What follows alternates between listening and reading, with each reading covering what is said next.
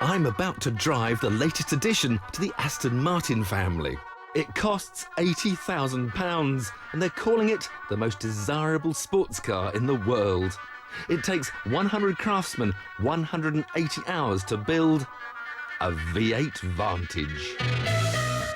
Aston point out that complex fittings, like the assembly for their pretty headlamps, is still done better by hand than robot. The Vantage's trump card is exclusivity. There are plans to build just 3,000 a year. By comparison, Porsche make 10 times as many 911s. Add in a V8 that produces 380 bhp, which is more than a 911 Carrera S, and you can see why the waiting list is already more than 2 years long.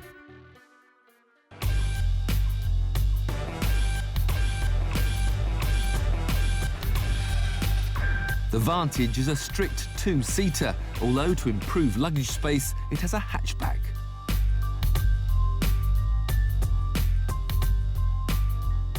Inside, the stylish design continues, with dials, dashboard and switchgear all borrowed from the more expensive DB9.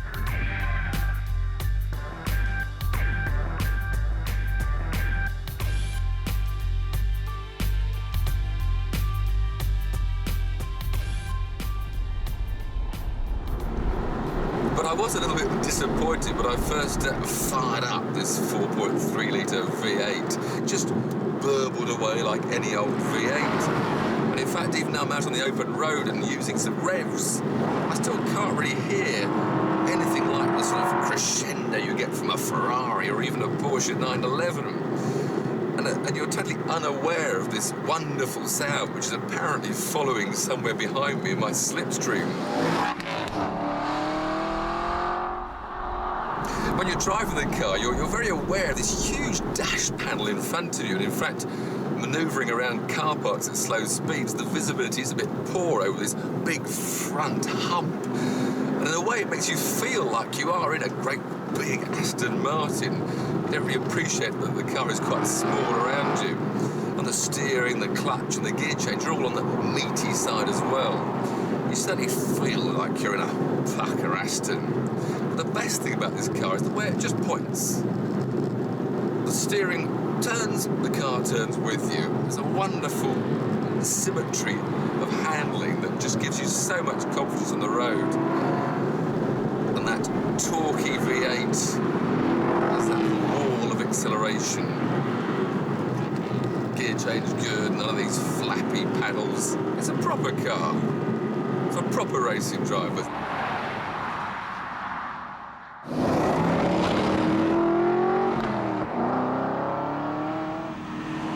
Mind you, of course, Aston Martin have done a lot of development of this car on racetracks. So, of course, it would be rude not to go and find a racetrack and really put it to the test.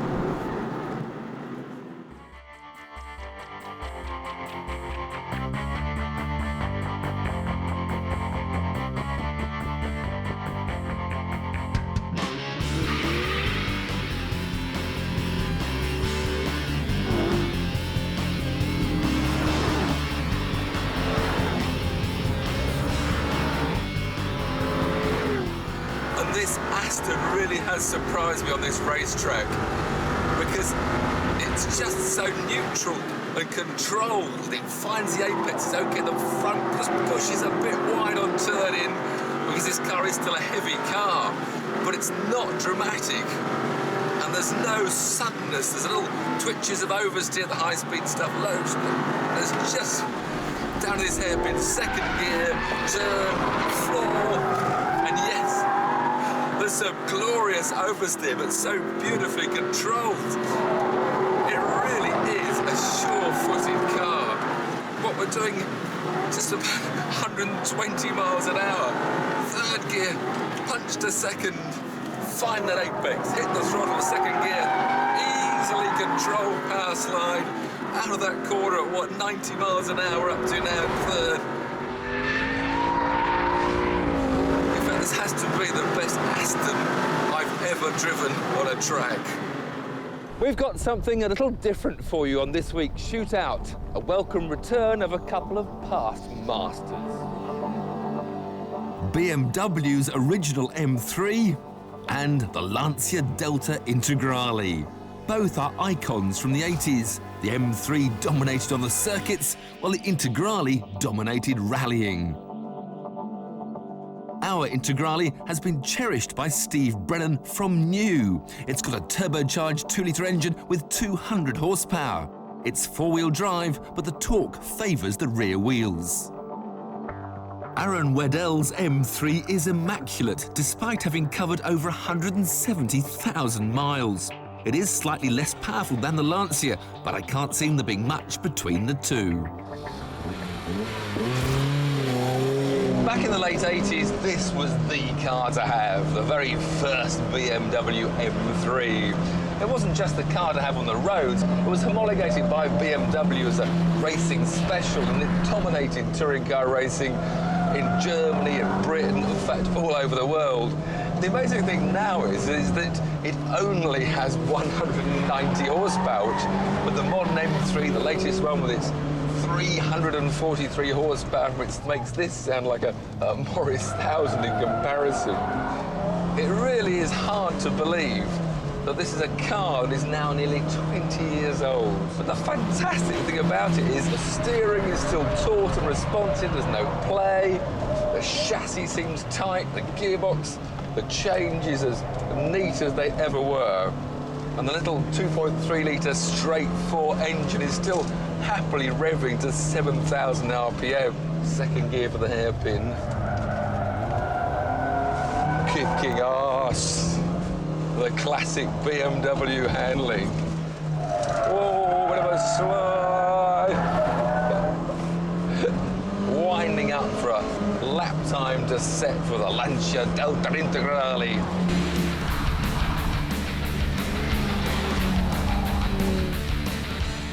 The M3 sets the pace with a lap time of 56.97 seconds. And so, from rear-wheel drive to four-wheel drive, from Germany to Italy, another motorsport homologation special, the Lancia Delta Integrale, designed to take on the world at rallying, which of course it did with huge success, winning the World Championship several times in the late 80s. The secret here, a bit like any four-wheel drive, is not to push it into the corner very quickly, but to get the speed down, turn it, and then use that four-wheel drive traction to fire it out of the corners. This is going to be hard to predict. I don't feel as fast in this, but once straight and woof, up to boost, we're away. Oh, we're touching something on the bodywork because it rolls to the left. There's a crow in the road. Massive understeer, and Steve's looking up. All right, Steve, don't worry, Steve. He's looking worried. Ignore that noise, Tiff. I'm sure it's nothing wrong, Steve, that won't be cured with just a little bit of body filler or something like that. At radar, the Integrale is just a bonnet badge behind. By the hairpin, the times are identical. But it's the Integrale that edges ahead to win by just a couple of tenths of a second. This is the Pagani Zonda F. F stands for Fangio, in dedication to Mr. Pagani's old friend, and it costs nearly £400,000.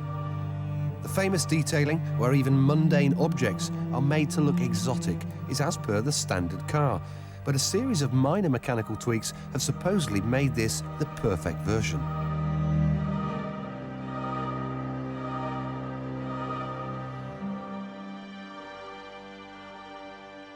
Right, so, well, this is the Zonda S, the existing car, and these are the plans for the Zonda F, the new car. The wing mirrors now are mounted on the wing rather than on the A-pillar, and that's to improve the airflow over the car to this one-piece rear wing, which goes right across the back of the car. The old car had two little wings here. That'll obviously give it more downforce, cleaner airflow, less drag. We've also got here and here a bigger diffuser, which again will exhaust the air, which is underneath the car, which will give it more downforce.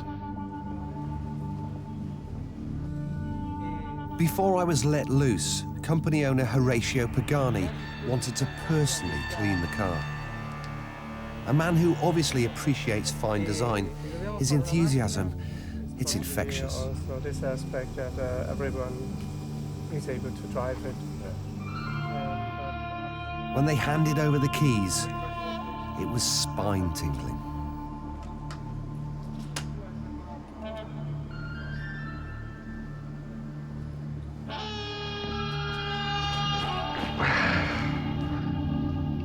Well, this is a big moment for me. Ever since I first saw this kind of magazine, I've been aching to drive one, and this is the latest and the greatest Pagani Zonda. It's it is amazing. Anyway, let's go and have some fun.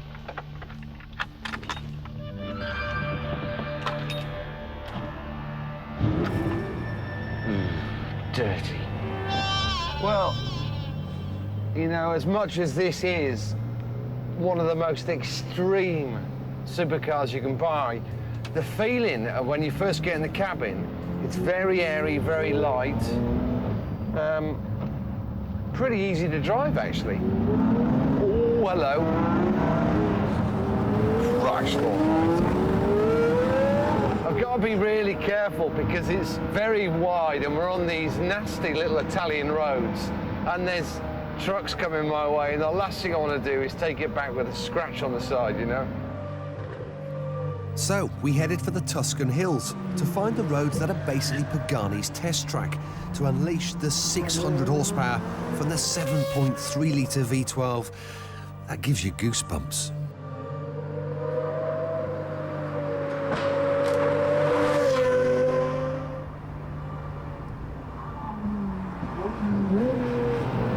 Just listen to this a minute. Listen to the engine on the overrun.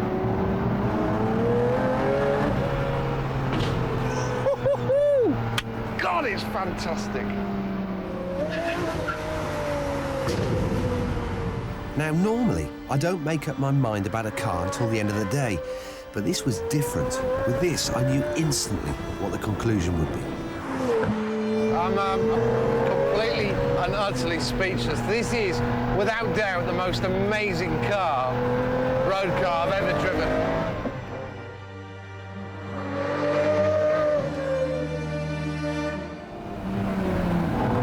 It's just incredible.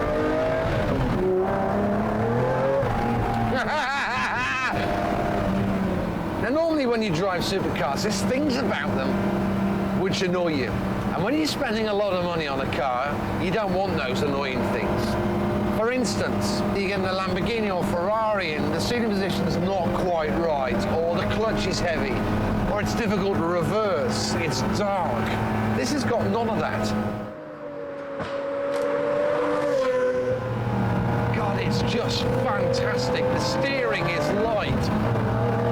It doesn't understeer. It tells you exactly, even with fingertip control, exactly, you can feel what's going on. It's just an absolute work of art. You know, as an engineering masterpiece, this is the car. This is a supercar to own. I've got to earn some more money. I've got to earn more money.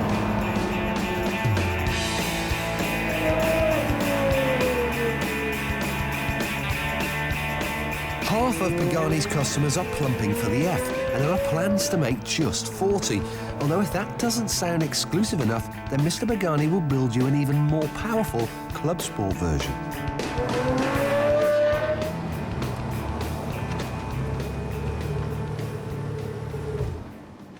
I've got to give you these back, but I don't want to. I'm afraid you have to. Thank you very much. You're fantastic, eh? Cheers, thank you. This is London. You can tell that by the fact that that's the Thames and it's full of cockney fish and jellied eels. That is Tower Bridge, which is full of Americans. And that shiny helmet thing is the Greater London Assembly, better known as City Hall, where the Mayor of London, Ken Livingstone, hangs out. Famously, Ken Livingstone thinks anyone who drives a 4x4 in a city is an idiot. He thinks off-road SUVs are completely unnecessary. But perhaps this 4x4 will be the one to make him change his mind. It looks like the Lexus RX 300 that's been around for a few years now, but this is the new 35 grand RX 400H, and it's that little H on the end that makes all the difference. because this little H stands for hybrid, which means that as well as the normal 3.3 litre V6 petrol motor, you also get a big electric motor driving the front wheels, and a smaller electric motor up under here driving the rear wheels for when things get slippery. The sum total is that less stinky cough emissions come out of here. Yeah, is that the mayor's office? We phoned Ken's office to see if they thought he'd be interested in test driving this new caring sharing 4x4. It's a hybrid. But they said he wasn't in. It's a Lexus. No. No? No, OK, thanks very much. Cheers now, bye-bye. But we thought if he could actually see this car, you know, right under his nose, he'd be unable to resist a little drive, maybe? Any? Ken, come on. So we went on a Ken hunt. He's the Mayor of London. He had to be around there somewhere.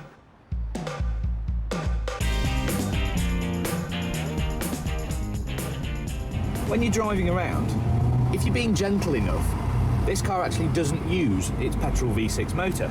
So it's really, really quiet. Right, while I'm sitting here at traffic lights, there's no noise. It's using no fuel because the engine's not actually switched on. It's producing no emissions. It's cuddling a dolphin and kissing trees. And as I pull away, we're just pulling away purely on electric motor, completely silent. Listen. Nothing. Now, if I push a little bit harder, seamless transition, there it is. Seamless transition into the petrol V6, which gives you all the motor you ever need.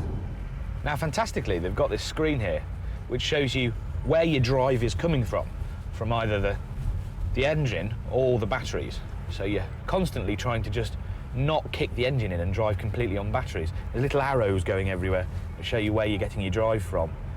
The trouble is, it's like Greenpeace have reinvented Tetris for 2005 because you're constantly just trying to use the batteries in town and not kick in that V6. You become obsessed. And already I'm holding up traffic because I'm trying not to go over that 31 mile an hour limit. See, that's just pure electric. Surely this is the kind of car that Ken Livingstone actually wants to see driving around London town. It's exactly what you want. Oh my God, look. Look at that. There's Ken. Quick. Oh, he's getting in. Oh God, let's just follow him. Oh, I don't believe this. We've actually found him. Well, where's he going?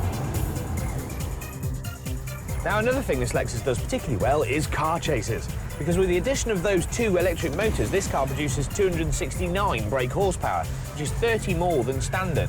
It means it gets to 62 half a second faster than the standard RX, and it also provides a useful boost when you're overtaking, which means that we should be able to catch him. Oh, God's sake, get out of the way! Can't believe it, look, he's on the phone. Ken! Mate, hello! Wait, Ken! Excuse me, mate. Hey, Ken! Oh, come on! You've got to hand it to him. He practices what he preaches and loves his public transport. Oh, there he is, Ken! Hey, Ken! No. Right, he's getting on the underground. If he's going back to GLA, he'll be on Tower Hill. I reckon we can beat him.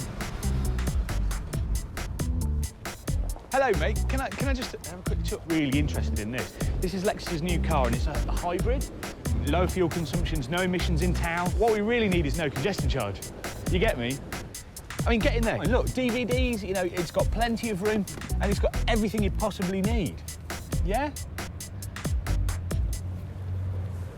Tom, I don't think it's the real Ken Livingstone. He doesn't seem to know what he's talking about. I don't think it's him. Excuse me, mate. So then, Tom, this Lexus, I reckon Ken might be right, because big cars like this, 4x4s in city centres, trying to park them, narrow streets. Well, no, I would agree with you. Apart from that, RX is only 2 centimetres longer than a Mondeo and puts out the same CO2 as something like a 2-litre Laguna. Oh, you're backing that up. You're liking it, aren't you? No, I wouldn't buy one.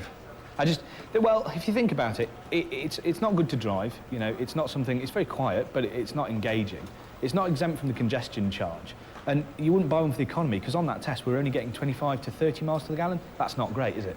It's not. It sounds like a bit of a nonsense. I mean, are people going to see through them? You know, is it going to sell? It's funny you should say that The one way they're doing this is that lots of the big Hollywood A-listers have bought these cars. Tom Hanks has got one, Leonardo DiCaprio's got one, Cameron Diaz has got one, Kirk Douglas has even got one, and it's giving this image that we're being good to the environment, we're going for hybrids, but to be honest, I think it's a bit daft. You know, if you really care about the environment, go and buy yourself a decent diesel Super Mini that does 60 or 70 miles per gallon, and if you want a cool 4x4 and you've got 35 to 45 grand, stuff it. Go and buy a Range Rover Sport. Oh, I do like to be beside the seaside, especially when I have cars like this to pit against each other. First up, the Porsche 911 Carrera S. It's got a 3.8-litre engine and 355 bhp. Tiff drove it earlier in the year and said it was unbelievable on the track. To make things interesting, we're going to put it up against another of our favourite driving cars, the bantamweight Lotus Exige. This is the brand new Sports 240R model. It's got a supercharged 1.8-litre Toyota engine and produces 240 bhp. So, what do you think's going to win? The more powerful heavy car or the less powerful lighter car? Place your bets. This 911 costs £65,000. But for that, you get a car that is brilliant on A roads, B roads, motorways, dual carriageway, in town, all sorts. Worth every penny? You betcha. It's a first to be fitted with the Porsche Active Suspension Management, which basically lowers the car by 10 millimetres to make it really good for track work. I love getting this thing sideways. This thing is just so wonderful. Beautiful, big, beefy brakes that tell you exactly what's going on. Beautiful steering. Awesome sound. Listen to that engine. That's fabulous. Now, I'm not here to act lyrical about such a machine. I'm here to wring its neck. Start the stopwatch. I just have to be a little bit careful not to put the power on too early and not to go into the corners too quickly. The 911 crosses the line in 52.60 seconds. Just 50 Exige 240Rs will be made, and yes, you will pay for that exclusivity. A fiver under £44,000. That is 14 grand more expensive than a standard Exige. So what do you get for your extra cash? Well, you get 50 bhp more, a fancy interior, uprated brakes, adjustable dampers, and an adjustable front anti-roll bar. Basically, a Porsche Active Suspension Management, but with spanners. This Exige is a barely disguised track car, but it is road legal. You sit really far forward in it, which is good because you are almost on top of the front wheels, which makes you feel exactly what is going on all the time. Such a fabulous, nimble rear-wheel drive chassis. Steering that is just so direct, my hands might as well move the tyres. Brakes that are pin-sharp. And have I told you about the grip? Whoa, whoa, whoa. I have never driven a car with quite so much grip. Start that clock. At the radar, the Exige is a gnat's whisker ahead. But that tiny advantage has been reversed by the hairpin. And the Porsche holds on to its slim lead to win by just 0.18 of a second. For 7 years, the fastest road car in the world has officially been the McLaren F1. Constructed using exotic materials, it had an engine bay lined with gold. Every aspect of the car was developed without compromise, right down to a lightweight stereo. It was reliable, practical, and could do 240.1 miles an hour. I never thought anything would go faster. But something has.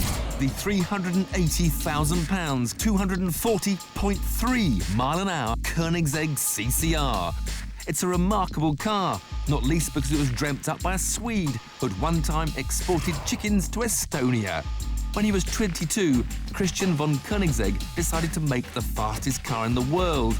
He blagged a government grant, borrowed a wind tunnel from Volvo, and took over an old fighter jet factory as premises. 12 years on, he's seemingly achieved his dream.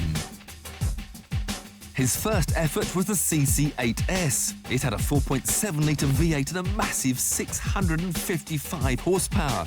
But, crucially, the car wasn't quite fast enough. So they bolted on a clever supercharger to create a colossal 806 horsepower and promptly broke the speed record. Just. So, we knew it was fast, but I wanted to know if it handled.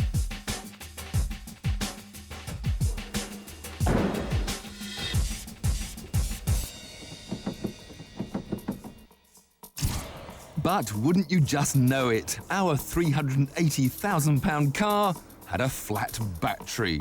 So it was out with the Volvo crew bus and on with the jump leads. Are we ready? Contact!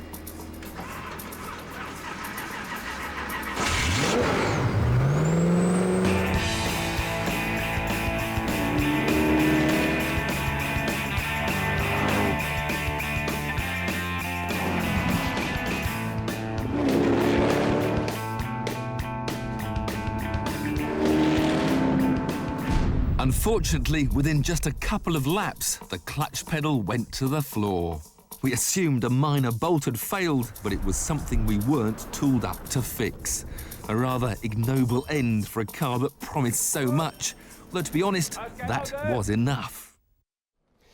So, that's it. My first experience of the world's fastest supercar. But I have to say, even that short experience was a bit disappointing. It felt more like I was driving a brand new racing prototype for the first time rather than the well-sorted supercar. I went up to second and third and there was no acceleration when I opened the throttle because the gearing is so tall, perhaps to help it reach that amazing top speed. And the steering, when I first went to the corners, it's got too much power assistance really for track use. You don't feel the car at all. The gear changer is actually quite good. That huge lever looks horrible inside the cockpit and has a lot of movement on it, but the gears actually went in very well until, that is, the clutch pedal all went floppy, no more gears available, coasted to a halt. A very short day done. Our specialist car dealer chum, Chris Routledge of Coys, has dealt with the factory and customers a fair bit over the past 12 months and has a better idea than most about the Koenigsegg ownership experience. Well, there you have it, a Koenigsegg CCR, the fastest car in the world today, and there it lies, broken down with a faulty clutch. Now, you think that would put you off buying a Koenigsegg, but it doesn't. The people who buy these cars buy into that. When you buy a Koenigsegg, you're a factory test driver. It's all part of being on board in the earliest days of the Koenigsegg project, and none of them mind a bit. If there's a problem with your Koenigsegg, what you do is you pick up the telephone and you call the factory, and chances are you'll speak to Christian Koenigsegg himself. And do you know what Christian will do for you? He'll do for you what he's doing for us. He's put a man on a plane, and he's on his way here now. And this car tomorrow will be up and running again. It's that degree of intimacy that Koenigsegg owners love. It creates a loyalty. The man who's selling this one is only selling it because he's buying another one of an even higher specification. And we know a guy who's got two, one for him and one for his friends. Some people obviously take great pride in saying they own the fastest car in the world. Personally, I'd prefer saying I own the second fastest. Oh, what a letdown, eh? But to be honest, Jason, I'm almost glad it broke, because for sure I would have thrown it off the road. Well, certainly looking at the pictures, it looks awful. It's pitching and, you know... It's like a bucket on ball bearings. You didn't look comfortable, you didn't look confident in it. But the trouble is, the guys that do buy these cars, they've got everything else. They've got the Ferrari, they've probably got a McLaren, they've got everything they need. And so they don't drive them very often. They just love owning the fastest car in the world. So they don't drive them, they don't care. But it's not the fastest car in the world. It's not the Bugatti Veyron at 253 miles an hour. No. It's got to be, surely. A couple of journalists have claimed that they've done that figure, but I phoned up the Guinness Book of World Records this morning to check, and that hasn't been ratified. So officially the fastest car is still the Koenigsegg. But it's still not the best. The best supercar in the world It's got to be the Pagani Zonda F. You've so fallen in love with I that do, I Pagani. love that car. Yeah, but I reserve judgment because the Veyron is coming out now. Hopefully we'll test that soon. But as far as I'm concerned, none of them are ever going to beat the McLaren F1. Now it's shootout time again, and this week we've got something old and something new. This is the new, the Mitsubishi Evo 9 FQ320. It costs 30 grand, does 0 to 62 in 4.5 seconds, and has 326 bhp from a 2-litre turbocharged engine. It's the latest in a very long line of Evos, but how much has it really evolved? To find out, we're putting the latest Evo against our favourite Evo, the Evo 6. This also has a 2-litre turboed engine and is also, of course, 4-wheel drive. Officially, Japanese regulations limited it to 276 bhp, but those in the know say it's often more like 300. It was the first Lancer Evolution to be officially sold in the UK and has become the Evo connoisseur's model of choice. This is a stunning example and a real office favourite. But first up, in the new corner, the Evo 9. This car is out of the trap like a whippet. It is mega. It's got so much electronic wizardry going on to make sure that it behaves as brilliantly as it can. Now, the driver can switch between 3 modes depending on what the road conditions are like. You can have tarmac, gravel or snow settings. Oh, the gear shift is so beautiful and precise. Brakes pin sharp. Steering spot on. Spot on. And the handling. Oh, ladies and gentlemen, the handling. This car loves going sideways. And so do I. Okay, time to behave ourselves and go for a quick lap. So, brakes third, turn in.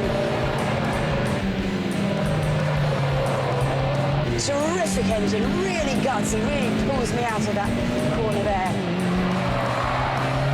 Bit of understeer around that hairpin. Be careful not to go in too quickly or else the back just steps out. Straight line as much as possible. It crosses the line in 53.17 seconds. And now, in the old corner, the Evo 6. When this car first came out, I fell in love. The brakes are still super crisp and beefy. The steering is absolutely spot on. Oh, and it's still got that wonderful power to pull you out of corners.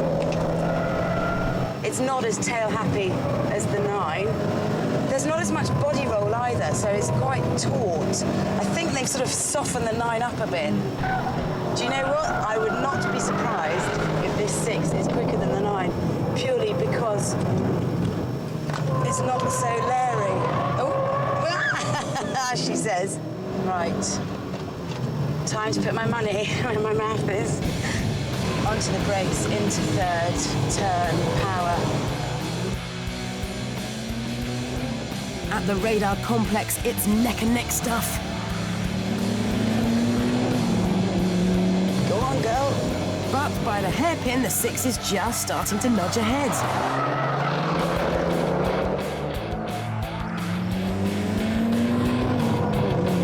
End is in sight.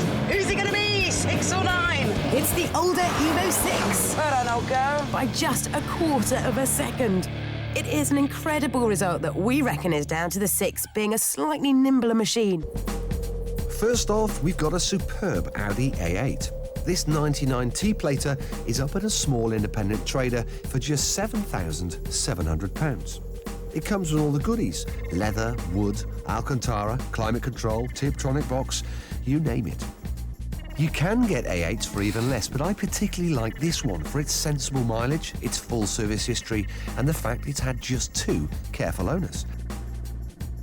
Yes, it's the smaller 2.8 model, but these girls can still pick up their skirts. Now, just 6 years ago, this car would have cost you £37,000. Rumour has it, Audi sold these to the market at a loss in order that they could break into the luxury car sector. It was great value then, so imagine what great value it is today. It's a good bus, isn't it? This car's already 500 quid under our £8,200 target, but that's not going to stop me trying to chip away. So, Nick, a fine example of an A8. Thank you. You've got this up for what, 7,695, I believe? That's correct. Well, we like a deal. I do like a dirty deal, and I'm quite insulting at times, so I think I might bid you 6.5. That's a bit low. I was thinking more around the 7.5 mark. It's a very good value car, I think. 7.5, and that's as low as you're going to go, is it? It is, yes. So, didn't exactly beat him to death on the price, but still, 7.5 grand, not bad for a 99 A8. However, I'm keeping a cool head and off to scout out number 2, a modern-day icon.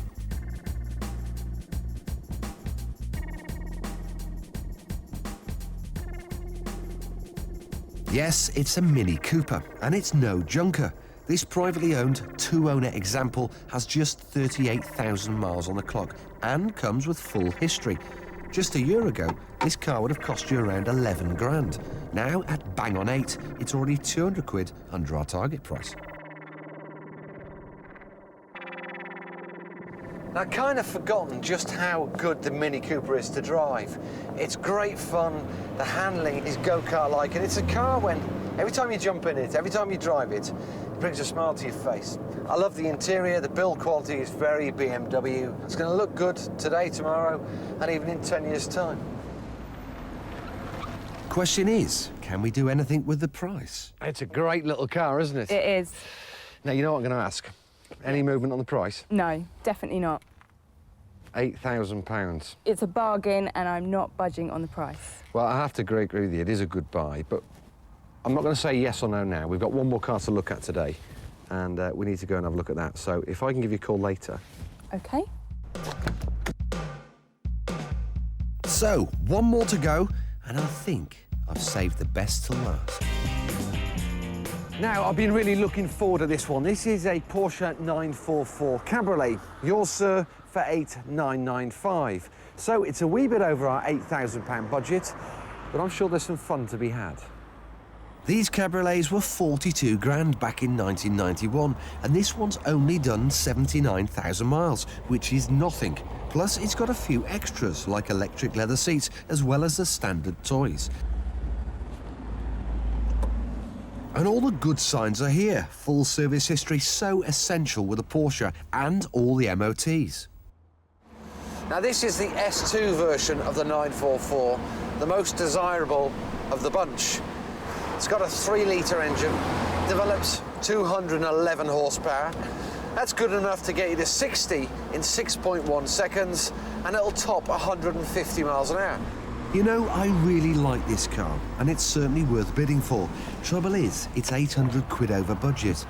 Time to lock horns with a motor trade. Good, mate. Good. Get in your chair. Thank you. We like the car. Yeah. We'd like to buy the car. The only thing is, we've got a budget of 8 grand. We're going to need you to pay a little bit more than 8 for the car if you are interested in it. Right. 8.5. 8,250. 8,450. 8,250. No, I can't. Let's split the difference. Let's call it 8,3 and a bit. 8,3. 8,3 and a bit. Oh, yeah. 8,3.5. 8,350, yeah. And the vehicle can be yours.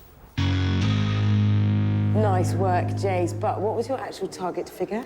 8,211. It's 8,211. That is what you were allowed to spend. And what did you actually spend? 8,350. Yeah. You failed. Well, not really. I mean, I was only 100 quid over the top, and it was a Porsche, and it is a great car.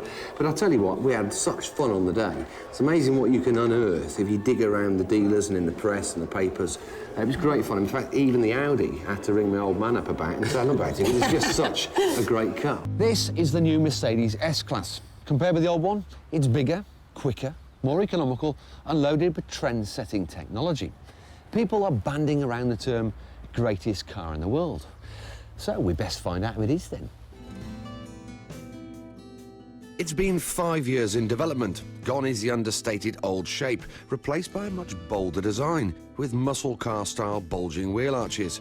Merc want you to see this hurtling down the motorway and get out of its way.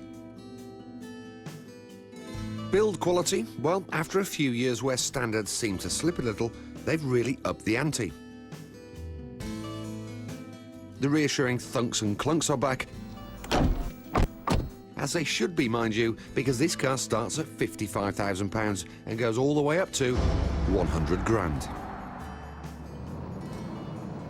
Let me give you an idea about the attention to detail Mercedes have gone to in putting together this new S-Class. They got a load of rival manufacturer cars, hooked up some drivers to heart rate monitors, and then sent them on a 300-mile journey. And they found that on average, the drivers in the S-Class had a heartbeat 5 beats per minute lower than the competitor cars. And I can quite believe it.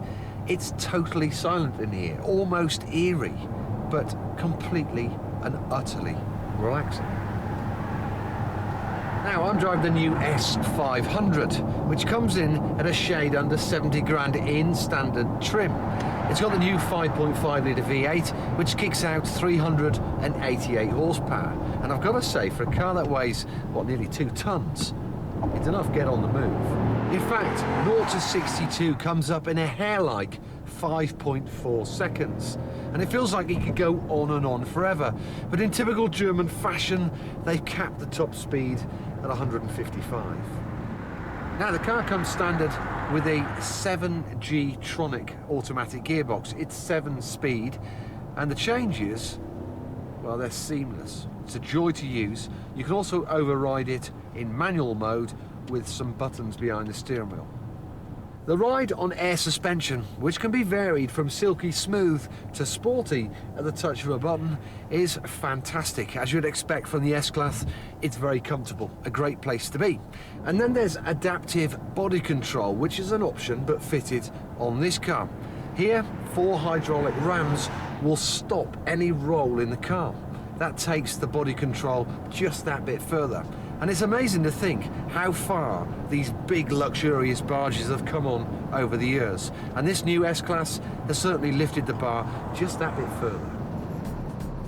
The S-Class has always been a showcase for technology, being the first ever car to be fitted with ABS and ESP. So what's new on this model that we can expect on every other car in years to come?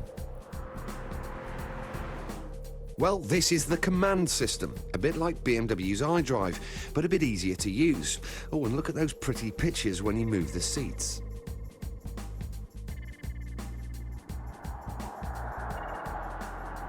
Now, a really cute option on this car is a technology called Distronic Plus, and that's a system that uses radar to maintain the gap to the car in front. So let's say you're on a motorway, and as often happens in the UK, people start jumping on the brakes and the gap starts to close. The car will automatically brake, even down to 0, and then when the gap opens again, it'll accelerate back up to your preset speed limit on the cruise control. Sounds great in theory, and the automatic braking works very well in stop-start traffic. But would I trust it to brake enough to avoid a collision if I made a last-minute lane change? With feet off the pedals, I put my trust in the car and swooped across. I interrupted it. I didn't think it was going to stop. It takes nerves of steel to believe this £1,800 option is going to stop you in time, and it's never going to change the way you drive. But it is a reassuring safety net to have lurking in the background. So, with the gloom descending on the Swiss Alps, it's time to reveal the S-Class's final party piece. The Speedo may look normal, but it's actually a computer-generated image. Press a button and it's replaced by a camera view from the top of the windscreen. It's called Night View Assist. Buried between the normal headlamps are 2 infrared ones, which Merc claim could improve vision by up to 150 metres compared to normal dipped beam. And because infrared is invisible to the human eye, it won't dazzle oncoming traffic. But is it any good? Now, throughout the day in various tunnels, I've been testing out this Night View Assist. And all it's done is confuse me, disorientate me. It's been no use at all, you know, in those situations. So what we thought is we'd come out and we'd really put it to the test. Ian, our director, he's about 150 metres up the road. I can see him on dip beam with my naked eyes. Let's look down at the night vision display. He's nowhere to be seen. It's rubbish. It doesn't work. It's a gimmick. It costs £1,300 and it's an option I certainly wouldn't tick. But it's about the only gripe I've got with the new S-Class. Time for a shootout. The Mercedes CLS 55 AMG, 476 horsepower and quicker than a Porsche 911 to 60. At £70,000, it's £8 more than this. The Jaguar XJR, with only 400 horsepower. It seems the Merc's got it in the bag. But then the Jag's got less weight, being a full 250 kilos lighter. So the two cars' power-to-weight ratios are remarkably similar. But which is quickest? I know it feels like this shape of Jaguar saloon has been with us for about half a century, but this latest XJ series has only actually been with us for 2 years, and this, their pride and joy, the XJR, has only been out for 1, with its supercharged 4.2-litre engine. And I can assure you this 400 horsepower is quite a handful when let loose around this tight Anglesey circuit. Whoa, and there's smoke firing out of the back of the car as the inside wheel spins away. Wonderful Jaguar pedigree, but it's all a bit too soft and rolly to have a letter R for racing behind it.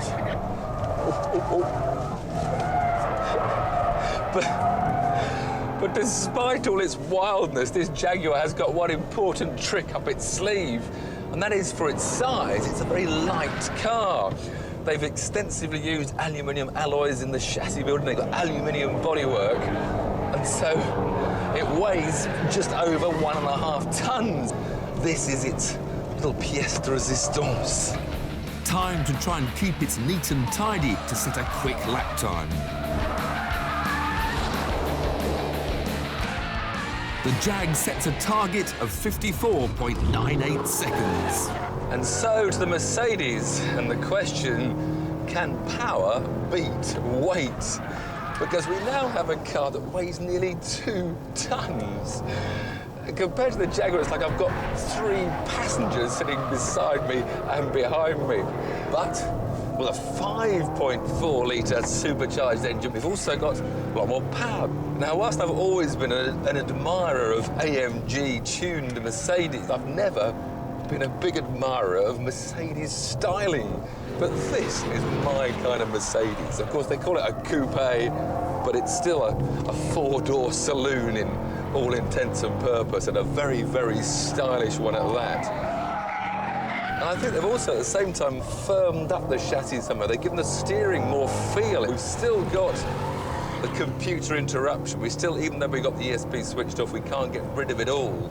And yet they haven't really left that much on. I've still got plenty of opposite lock to use, and it's only interrupting when I really get into a horrible state. There, it's cutting me now. The power's gone. But if I drive it just a little bit below lunacy level, I've got plenty of grunt and plenty of smoke coming out of the rear, just like the Jag. And the brakes are fading, so I think it's time for me to go for that lap time.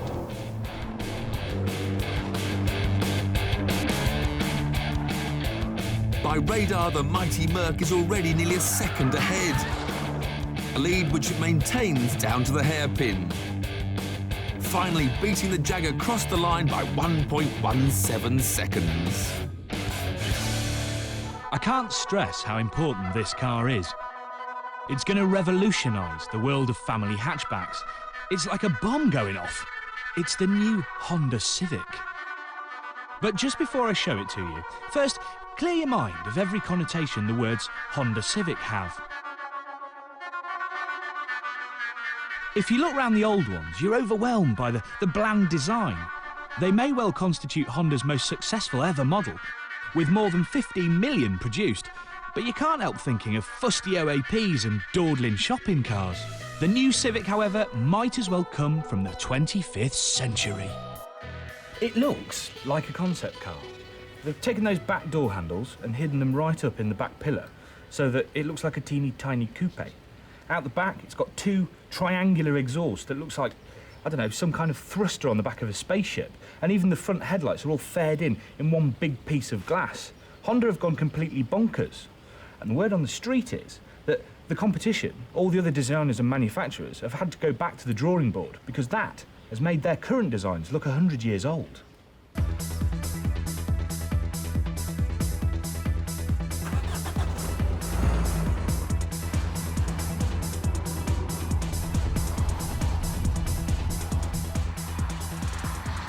Now, compared to the old Civic, this is a lot lower and they've widened the track out to make it turn in a lot sharper. Definitely feels a lot stiffer. You know, this isn't a grandma spec car. If you wiggle it about, this has got some response. You know, this is a car for young people. Now, I spent all yesterday driving a 1.8 litre petrol. It's got the same amount of power as this 2.2 litre CDTI diesel, which is about 140 brake. But the diesel's much nicer because it's torquier. And the fact I didn't like the petrol might have had something to do with the fact it had a robotic clutch. It had a little flappy paddle gearbox, which, to be honest, it felt like it was hunting through the gears all the time. You know, it couldn't decide which gear it was going to be in. And all cars come as standard with a 6-speed manual, and to be honest, it's fantastic. You know, it's snicky, it's precise, it's exactly what you want it to be. So don't bother with all the, you know, technology for technology's sake. The manual with the diesel is where you need to be. Prices start at around £12,500, and the diesel we like starts at 15 grand. It'll go from 0 to 62 in 8.6 seconds, has a respectable top speed of 127 miles an hour, but importantly, and this is the really good bit, it'll also do 55 miles to the gallon. The one thing I'm really getting from this new Civic is that Honda's made a real effort to take it away from Ford Focus and Vauxhall Astra kind of territory. You know, it's not built to a price. It's built extremely well. It's aiming at BMW 1 Series and VW Golf. Everything's got a real tactility to it. You know, you press this button here, right, and it's got like a rubbery, it's like those really, really expensive light switches that you get that feel like there's some kind of engineering behind every little switch. It's really moved it away. You feel like you're in a premium car, even though this is a middle-of-the-range hatch. It's passion in the detail. Now, one of the really special things you can get on this new Civic is voice activation. So all you do is pull this little button, you can't really see it, and ask the car what you want. You can pretty much ask it anything, so here we go. What time is it? It is 9:28.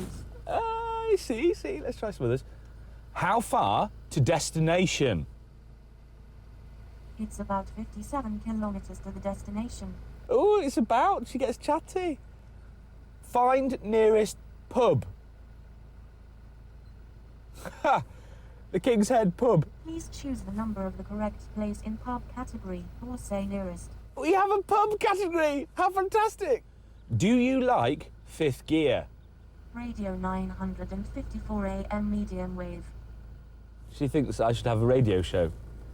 Yes, but do you like fifth gear? Radio 954 AM medium wave. The Civic may not have ever heard of us, but I can forgive it, because it's got a refrigerated glove box that you can fit an arm in. In fact, the car is full of pub facts, like a rear that you can walk through.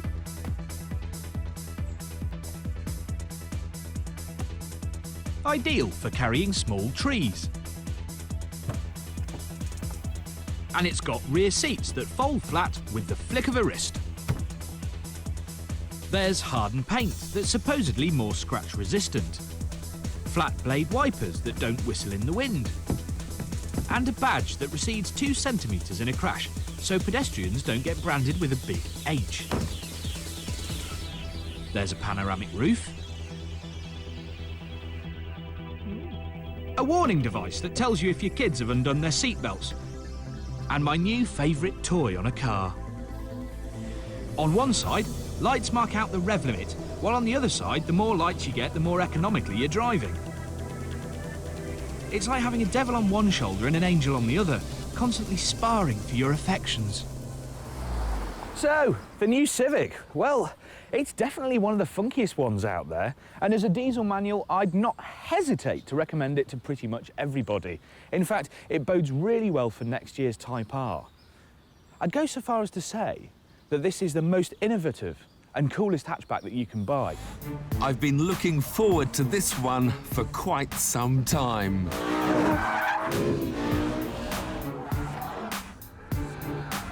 BMW's new flagship, the M6. It has the same V10 engine as the M5 saloon. It also has the same array of gadgets as the M5, and the same 7-speed gearbox, and the same power, the same torque, the same top speed, and yet, at £80,000, it costs 20 grand more. So, what on earth does that extra 20 grand buy? Well, obviously, you get 2 less doors for starters. It's a bit lighter thanks to this carbon fibre roof. And it's a whole 0.1 of a second faster to 62. A big waste of money then. Well, driving it may change my opinion, but first I have to set it up. Basically, all the major dynamics of the car can be customised to suit your mood of the moment. Now, most of this can be done when you're driving along by pressing individual buttons, one which jumps the power from a standard 400 bhp to 507, others that do traction control and comfort settings of the suspension. But the best button of all is this little M button, into which you can preset all your favourite settings for when you want to head off across country or get out onto a racetrack. To do this, I first have to fire up the lusty V10.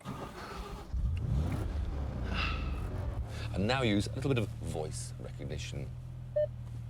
M drive. M drive. Thank you. First up, traction control, of which there is actually 3 choices, on, off, or the M dynamic mode, which is sort of allows a bit of sliding, but I'll just have it off. Then there's power. Again, 3 choices, 400, 500, or 500 with sport, which is a sharper throttle activation and also a harsher engine mapping for real ultimate on-track performance. So obviously we have that. The head-up display, which I always like on, especially that M view, which has the rev counter in different colours to show when it's flashing to change up, and it shows the actual gear you're in and the speed. EDC, that's the comfort, normal or sport suspension setting. Obviously sport there. And finally, this speed of the gear changes, this drive logic. Again, we'll have sport, but we'll put the gear change into the fastest mode, number 6, which really crashes them in as quick as they can go. So, with all that preset, all I have to do now when I want a bit of extra fun is press the M button.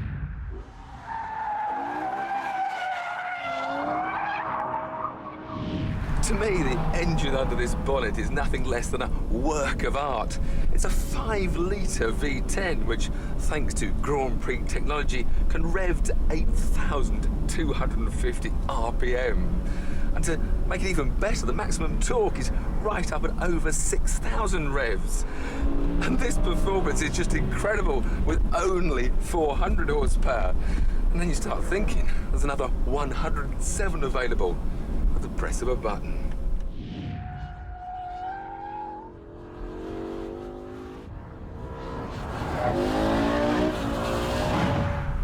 Handling-wise, the M6 has got a slightly shorter wheelbase than the M5, which should make it change direction a bit better.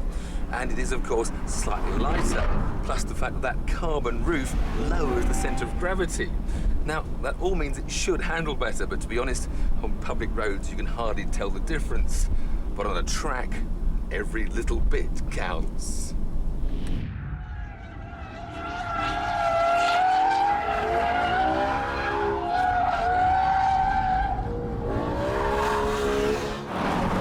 It's a true GT, a Grand Tourer. Well, it certainly ticks the boxes in most places. Like most coupes, it's not a true adult 4-seater, but there's plenty of room in the back for short journeys. I do miss those clever M5 seats with the bolsters that automatically pushed into you when you're round a corner. But I can hardly complain about anything else. I do like this head-up display, which I'm beginning to get used to. It's always got your speed up there if you want it, and with that little button, you get your revs as well.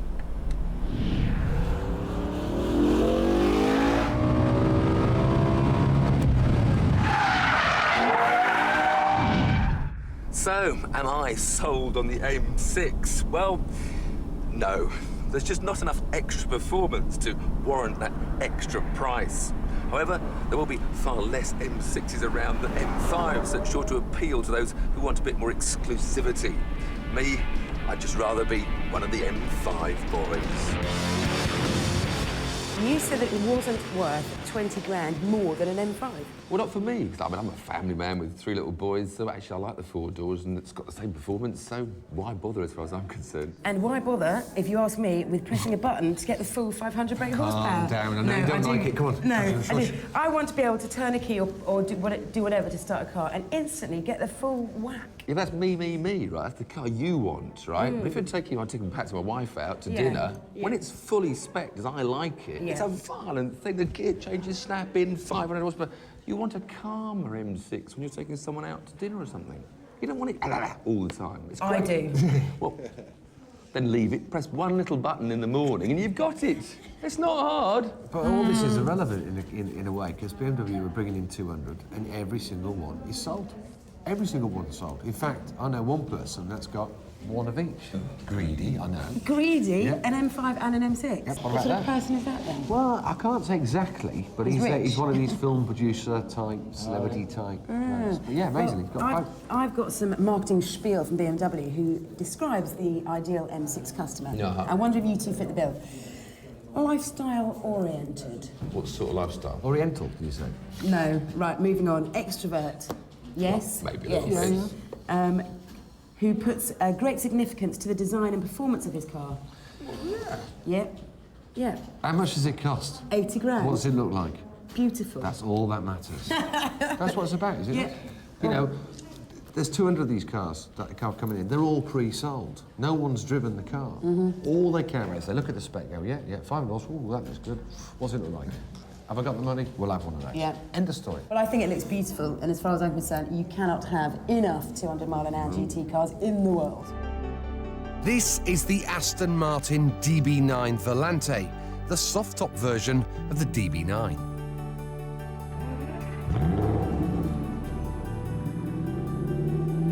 There's no cooler car out there at the moment. It's cool because it doesn't try too hard. There are no leery wings or tacky design details, just perfect proportions. There's no high-revving screamer of an engine, just a relaxed 6-litre V12 that never breaks sweat. And there are no headline-grabbing performance figures, but you just know, if you ask it, it could get you to the Riviera in time for tea. I'm going to let you into a little secret. Now, you all know we get some very tasty cars to play with on fifth gear. Now, this one, I've asked to hang on to for just that little bit longer. Why? Well, because it's a charmer. And of course, because it's an Aston Martin, you can't help but think of Bond. In fact, you believe you're Bond. There's just one obvious drawback. At 9 grand more than the coupe, £116,000 is a lot of money to play at playing spies. Now, it's at this point that some smart Alec road tester will tell you, because the roof's been chopped off, the car is less stiff, it won't handle so well, the geometry's all wrong, blah, blah, blah. Now, you could find out if that was true by going to a track and testing it. Or on the other hand, you could keep the Bond theme going, put on a suit, and have a bit of fun. I've come here to Spy Games, a company run by a couple of chaps who used to be in the SAS. They can tailor a day's activities to give you an insight into the world of espionage. Perfect place to see if I and the Aston were up to the job. Morning, Jason. Morning. Welcome to Spy Games. My name's Dave. Hello, Dave. Good to meet you. And you too.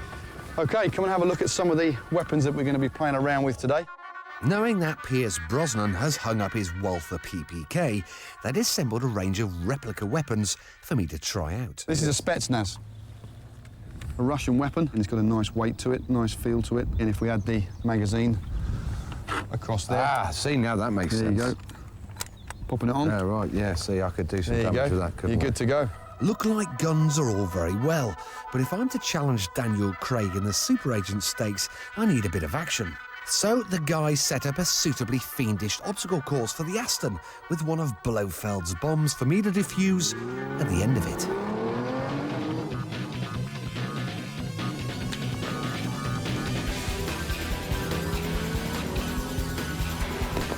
Aston call the DB9 one of the most structurally rigid and best handling convertibles in the world, but it takes a lot of heave-ho to muscle it round and dodge bullets.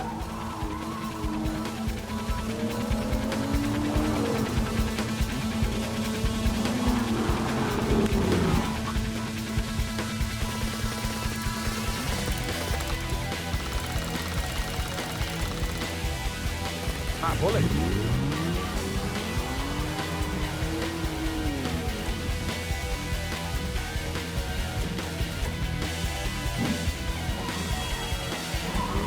Extra strengthening has only added about 30 kilograms compared to the coupe.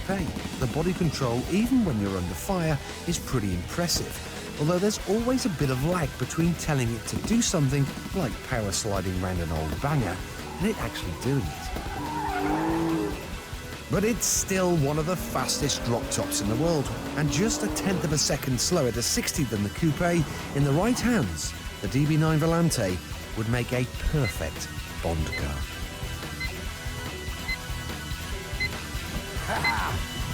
Safe. Surprise, surprise, you defused the bomb, you survived. Brilliant.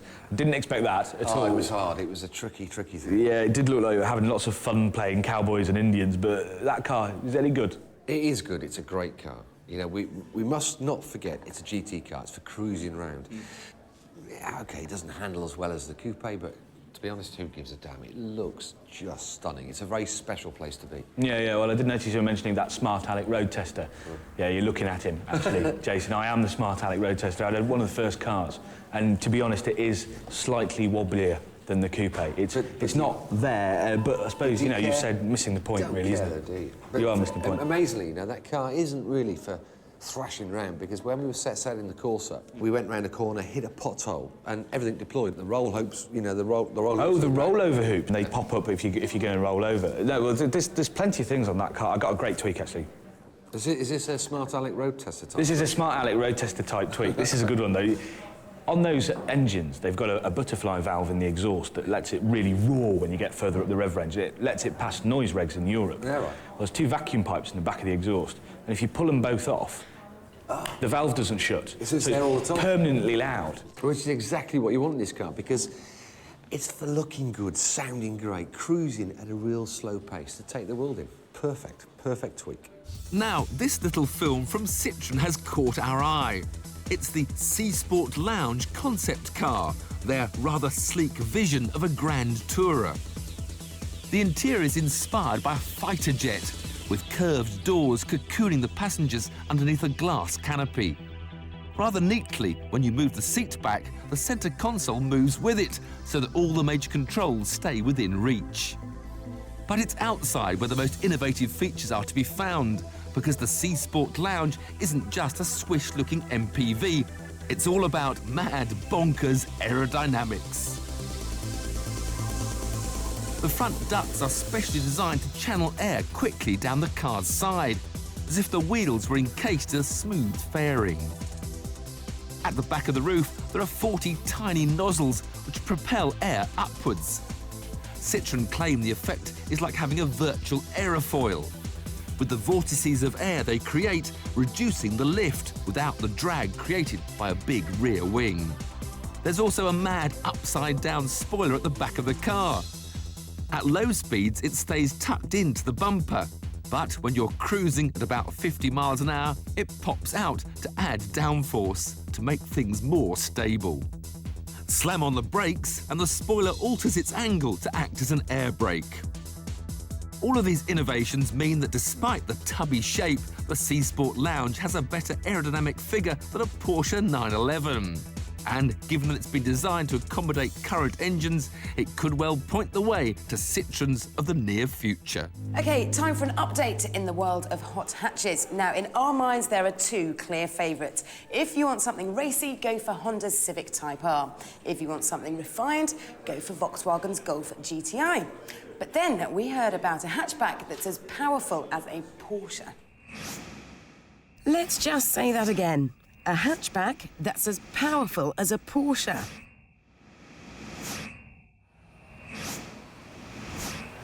It's the new Vauxhall Astra VXR with a Boxster rivaling 240 horsepower.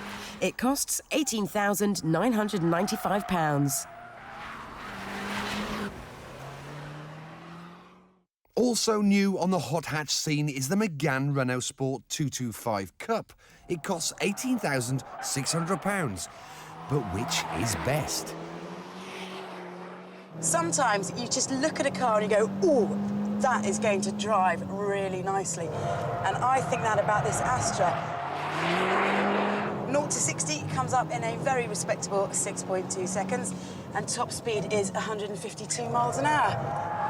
Putting my foot flat down on the throttle down the straight, it seems as though there's a little hesitation, and I'm not getting the proper, smooth power delivery that I'd hoped for. This track that we're on is very tight and twisty, and this car isn't responding too well to that. I can really feel the weight of the car slinging around. Also, I like a wheel to be weighted beautifully all the way around, but here, I turn in, it's a bit light, then it goes a bit heavy, then it goes a bit light. Could be better. I think Jason's Megane is better balanced than this car. Now, the Renault Sport Megane 225 came out last year. It was well received, but it was a bit soft, a bit soggy, not very responsive. This new version of the Cup is it's 900 quid cheaper at £18,600, and I reckon this is a bit better. The steering's more pointy, the front end is more accurate. You can place the car better. What I don't like, though, I don't like the driving position. I can't get low enough in the seat. I don't feel attached to the car. I feel a bit disjointed with it.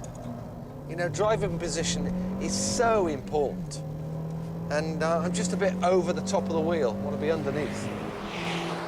So I'd found the Vauxhall a bit disappointing, and Jason thought the Renault was agile but uncomfy. Time to swap for some second opinions.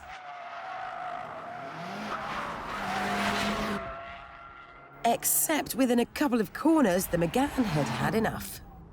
Jace, the word service has just shown up on my car, and it's making me do no more than 30 miles an hour. Oh, I love it. It says check injection, ESP system fault. Oh, I love it. I've wrecked the car. We put it straight onto life support. We've had to get somebody to get a grown-up in. But unfortunately, it was to no avail, and playtime was over. Now, Jason, before we go any further, the only reason you wanted to sit lower in a Renault was because you had something stupid stuck on your head. No, what that's was that all about? I wanted to sit lower in the Renault, but you mentioned the hat, I'll have to mention it too. It was a present and also kind of a dare. It's a lovely hat. No, it's a great hat. It's a great It didn't hat. work. Yeah. It won't be coming It out didn't again, work. though. But Vix, you don't often break cars. What went wrong when you jumped into the Renault? Oh, it's just the engine management system just sort of packed up. It was one of those gremlins, and we disconnected the battery, rebooted it loads of times, and it just wasn't happening. One of those things, unfortunately. But we had plenty of time there before that happened. Yeah, to judge the to get a taste of it. I mean, the Renault's just frustrating. I mean, you know, it drives well, it turns in well, the brakes don't go like they do on the Vauxhall, but it's just the driving position's horrible. You may as well be driving a van. So where was the Vauxhall better then, apart from driving position, performance-wise? It wasn't really better. It was just that the Megane is so horrible to drive because of the position. The problem with the Vauxhall is the brakes went in 3 laps and it torque steered. So both of them, if I'm honest, have weak points. Have got faults. I mean, we had the two benchmark cars there. We had the Type R Civic and the Golf GTR. Well, I preferred the Civic Type R because I'm a bit of a rev head, so I quite like that, and I like, you know, being quite frisky around the track. And you preferred the Golf because it was more refined and... The Golf's just a car you can live with every day. I mean, I'm with you on the track. You know, the Type R is great gear lever around the dash. Live with it on the road. It's just, it's got no grunt because you've got to be in second gear all the time. It's just not a car for every day. New Civic next year, isn't it? So, yeah. And the Golf for the moment, then. Over the summer, something was launched that promised to be a jack of all trades. Obviously, that was a job for Big Tom. Do you know what? I'm not really sure I know what this car's all about. Yet. This is what I do know. It's a brand new Mercedes. It's called the R-Class. It's longer than an S-Class. It's taller than an A-Class. It's got a whopping V8 engine. It's got 6 seats. It's got height-adjustable air suspension. It's four-wheel drive. And it costs £50,000. It's like the cars you design when you're 4 years old. It's got everything. So come on then, which one of you said in the Mercedes focus group that you wanted a luxury 4x4 SUV people carrying thing worth 50 grand? Can't be many of you. Well, let's try and work it out. The first thing to tackle is the space. It's shaped like an MPV, but this ain't for families. It just seems too luxurious and too expensive.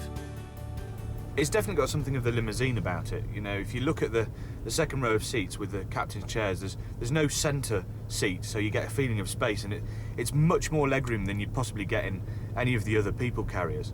It's a bit like a private jet, you know, there's lots of wood and leather and a feeling that you're not being cramped in. The back seats cleverly pop out the way to give you a bit more boot space. But at the moment, I'm thinking this is a car for the businessman who can't squeeze all his board members into an S-Class. Now, the R-Class has Mercedes 7G-tronic 7-speed automatic gearbox, and it's just perfect for this kind of car, you know. You hardly notice the gear changes, and it works really, really well with this car's 5-litre V8 engine with over 300 horsepower. The only problem with that is because the R-Class weighs over 2.5 tonnes, it still feels slightly sluggish. You know, you think with all of that power, you'd be able to hustle it through bends, but on this American specification suspension, it's still a little bit floppy. By the time it reaches us next year, Merc will have fitted sportier tyres, thicker anti-roll bars and stiffer suspension. So maybe this is a car for the businessman who can't squeeze his board members into an S-Class and enjoys his driving. The cars we'll get in the UK will have Mercedes' Airmatic suspension system as an option, which is basically a set of air springs which allow you to vary the ride height. So above 70 miles an hour on the motorway, it'll drop by 20 millimetres, giving you a bit of a slipperier aerodynamic profile, and then when you go off-road you can raise the suspension by 50 millimetres to enable you to tackle little obstacles. I mean, it's not a rock-hopping, log-jumping maniac of an off-roader, but it will get you around a dripping wet paddock. So, ideal for the businessman who can't squeeze his board members into an S-Class, likes driving, and has his office in the middle of nowhere. The R-Class may be based on the M-Class platform, and the four-wheel drive may be permanent, but don't think of it as a true off-roader.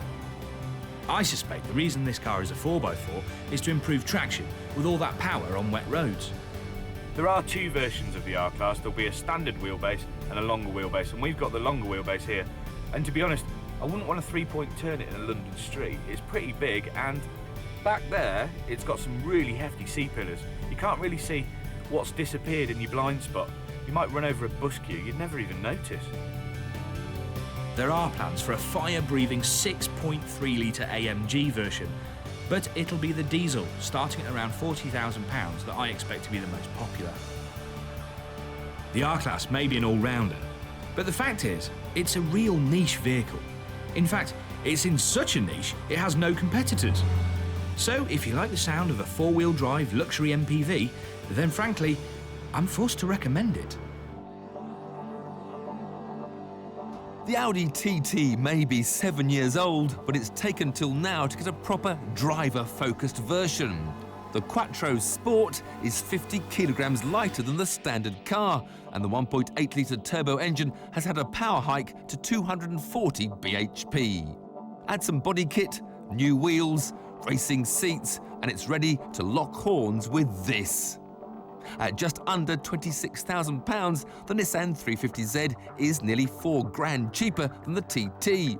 Its 3.5-litre V6 packs 280 horsepower, making it more powerful than the Audi, but it is a bit heavier. So what's going to be quickest?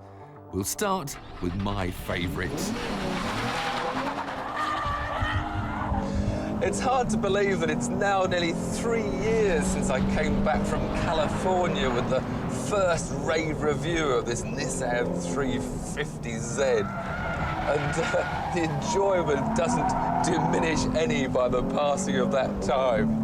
I love the look of it, I love the sound of it, I love the feel of it, I love the way it performs. Best of all, I think I love the price of it. It really is a bargain GT, and what you get is 280 horsepower rear-wheel drive, brilliant handling that just balances where you want it. There's a bit more weight on the front, 53%, so you've got great turn-in steering, and you can then drive the rear end with your right foot. This really was one of the great discoveries of my journalistic road testing career. I must stop enjoying myself and set a lap time to challenge the Audi's high-tech, high-spec machinery. I could just go on driving this forever.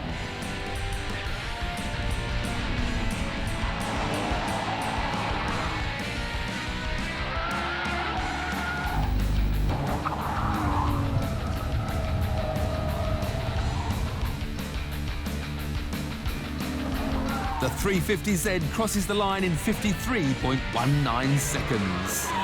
So what's Audi's latest sporty model got to show for itself? Well, it's now got stiffer suspension, it's got a bit more rubber, it's a bit lower, it's a bit more purposeful, and it's got great Recaro seats that just hug your body. But of course, as with all Audis, they love customers knowing that they have a big, safety-conscious image. So they have their four-wheel drive systems, they have their computer systems, which, when you press the ESP button, doesn't totally disengage them. So for ultimate performance, they almost handicap themselves. All we really ever get is understeer. I turn left, I understeer. I turn right, I understeer. Let's have a bit of lift off. Let's try experimental. Whoa! Oh! I actually had opposite lock there at a TT. The whole difference here, I said with the Nissan I could keep driving until the rear tyres wore out. I've now done about 7 or 8 laps, and I actually don't really want to drive it anymore. But needs must. Time for a quick lap. At the radar complex, the Audi's only a fraction behind the Nissan. But by the hairpin, the gap's open to nearly 3/4 of a second. And by the finish line, it's stretched out to a significant 1.65 seconds.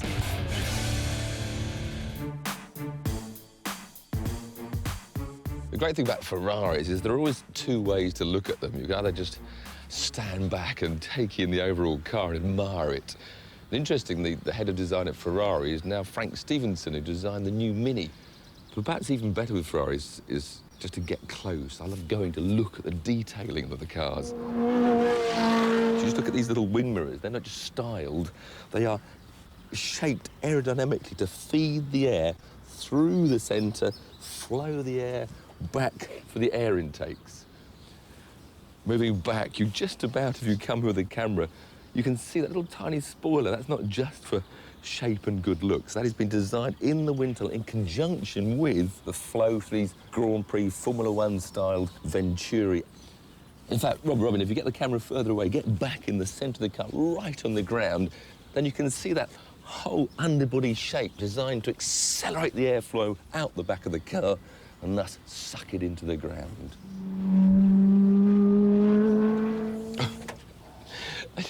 You can't believe how light that is. Of course, it's all aluminium like the rest of the bodywork. I know you can't help but look at these huge plenum chambers that dominate the view.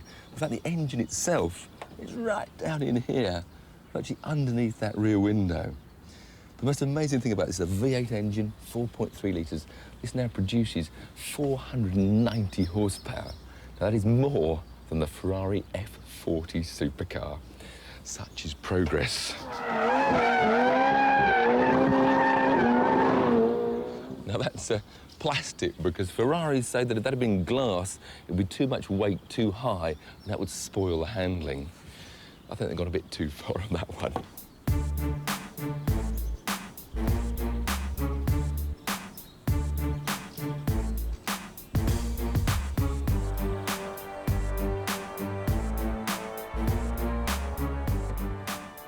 They take so long. They're all supposed to be quicker, but they still take long. When you want to get going, must be finished. So it must be time to...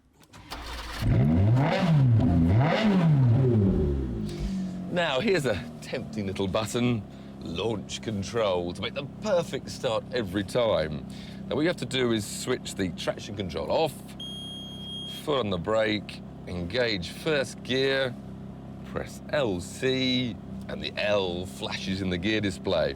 Now you need to hold the revs at maximum torque, which is 5,250 RPM, and then just take your foot off the brake. I'd stand back a bit while you, Robin. Are you ready?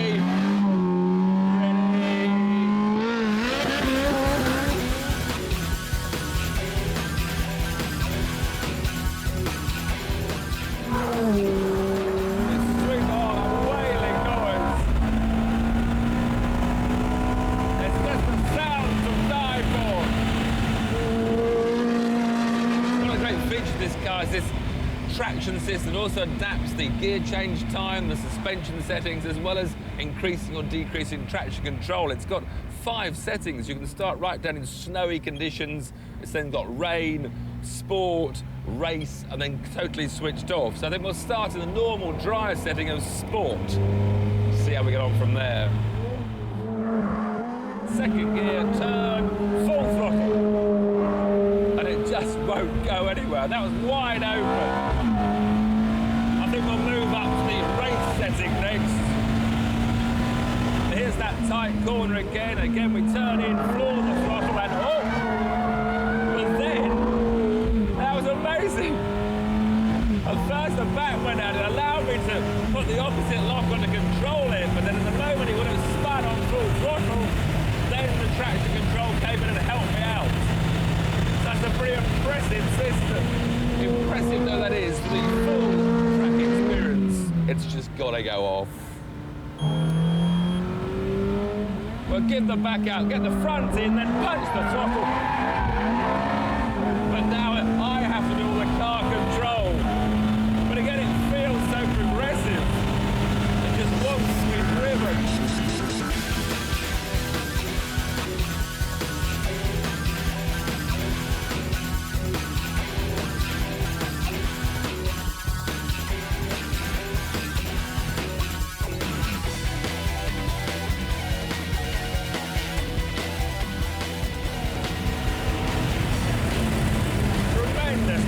Capabilities, those carbon brakes are just fantastic. Oh, but after that blast of exhilaration, you sit back and enjoy just the whole comfort of sitting in this car. You can appreciate that it's a very easy car to drive. You always think of supercars as being ferocious machines that will scare the normal road driver. And yet with all the aids that this car supplies, it can be driven by any driver without getting themselves instantly in a twist. It's amazing to think this is a car that can do nearly 200 miles an hour. It's got 490 horsepower, but it can still be driven like an everyday sports saloon. But I don't really want to drive it like that. I want to drive it like that.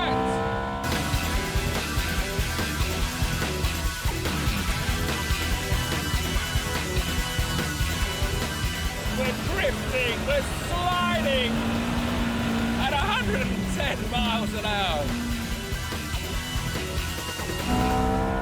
It's shootout time again, and we've got another 2 racy devils to tear up the Anglesey tarmac. This week, it's shooting brakes. OK, they may not look very inspiring, but hold on to your retrievers for a second, because these town and country casuals have a few secrets up their sleeves. This is the Volvo V50 T5 all-wheel drive sports wagon. It's the T5 bit that's really important, a 5-cylinder, 2.5-litre turbocharged engine giving 220 bhp. In SE trim, it costs 27 grand. Which is the same amount as this shrinking violet, the Subaru Legacy 3-litre R Spec B Sports Tourer. With 245 bhp on tap, it's more powerful, but also slightly heavier and less torquey. So, which will be quickest? The T5 is Volvo's smallest estate. It comes in front-wheel drive or, like this, in four-wheel drive. And it feels massive, quite frankly. Every time you turn a corner, the whole car pitches round and leans in, like that. And the massive steering wheel does not let you know that it's even connected to two front tyres, let alone what they're actually doing. Traction control, although I have turned it off, there is still an element of traction control that comes on when the car thinks you are going to go into a spin, which makes it very dull as a performance drive. The turbo comes in at a lowly 1500 RPM, but there's no real mid-range boost of performance, despite having 6 gears to stir. I know this isn't the sort of car to be chucked around a racing circuit, but it is supposed to be a sporty car and a sporty drive. But I can't feel what the tyres are doing, what the chassis is really up to. And when I try and have a bit of fun, the pesky traction control overrides me. And that's not on. Okay, time for a very sensible fast lap.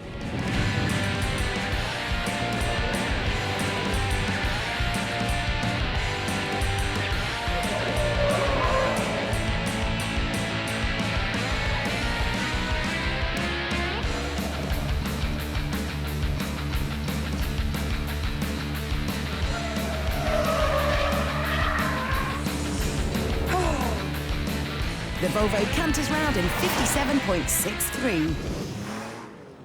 Unlike Volvo, Subaru has built their reputation on rally-based saloons with the thuggish, brutal and brilliant Impreza. So you'd expect this hot legacy to be good. And it is. It has got a fabulous chassis. The steering is terrific, really spot on, immediate, and I know exactly what's going on with the front end and the back end. Onto the brakes immediately work. There's no fussiness or no deadness there, they're just spot on. The gear stick is tall but precise, and when you do want to have a bit of fun, oh, you can. Such a highly accomplished machine, I love it. Farmer's favourite, my favourite. You wouldn't think a car like this, that looked so mundane and ordinary, could handle so beautifully. Time for a quickie.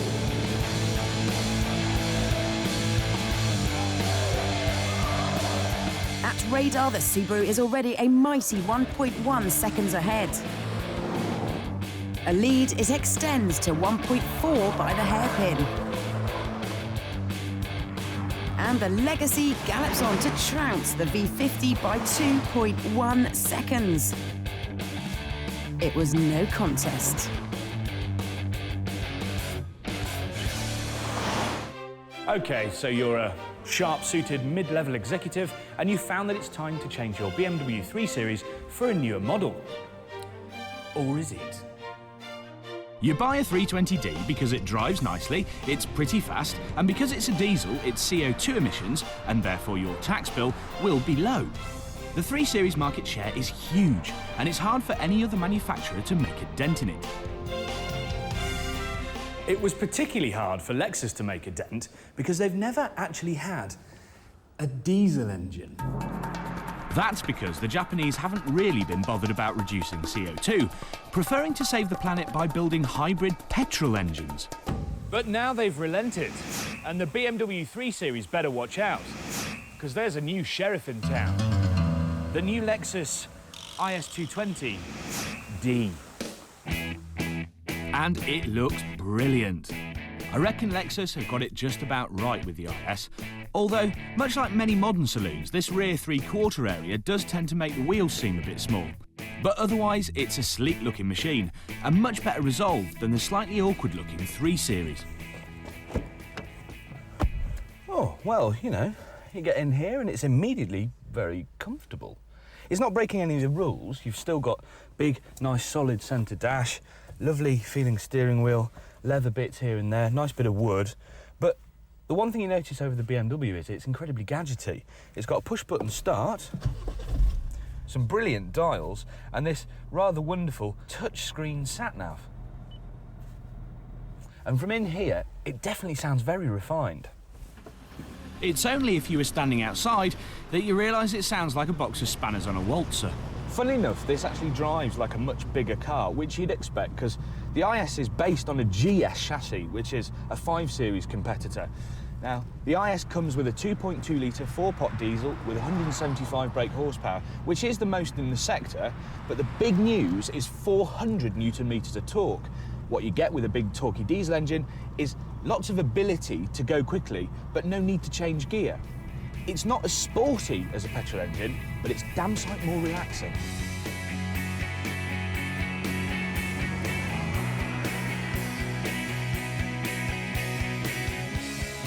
I'm really keen on this new crop of diesel engines we're getting. They're easy to use, they do 600 miles to a tank, but the torque is what counts. In acceleration on motorways, in overtaking, if you've got a torquey car, that's the one that'll win. So it's got the BMW 320d beat on power and torque, but there's one problem with the IS, and that it's fat. It's got about 150 kilo deficit on the 320d, which makes it almost a second slower to 62. So it comes down to your choice. Do you want to be able to say, my car's faster than your car, or my car's torquier and more refined than your car? Lexus really have gone to a lot of effort with this car. It's got knee airbags and a world-first dual-chamber design that protects your head and supports your shoulders. You can specify an amazing Mark Levinson hi-fi, where even the sun visors deflect sound in an acoustically pleasing way, while the windscreen has been specially tuned to remove vibration frequencies that the diesel engine produces. The sat-nav has an all-new high-definition screen with a bigger colour palette, which doubles as a rear-view camera when you select reverse gear, though I have to say I don't really trust it, because I failed to see the sound recordist mixer when I was reversing.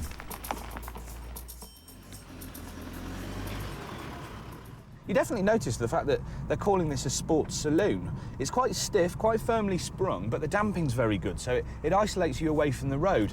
Turn in though, it still doesn't quite have the edge. It's about 90% there, but not quite as dynamic as you'd like it.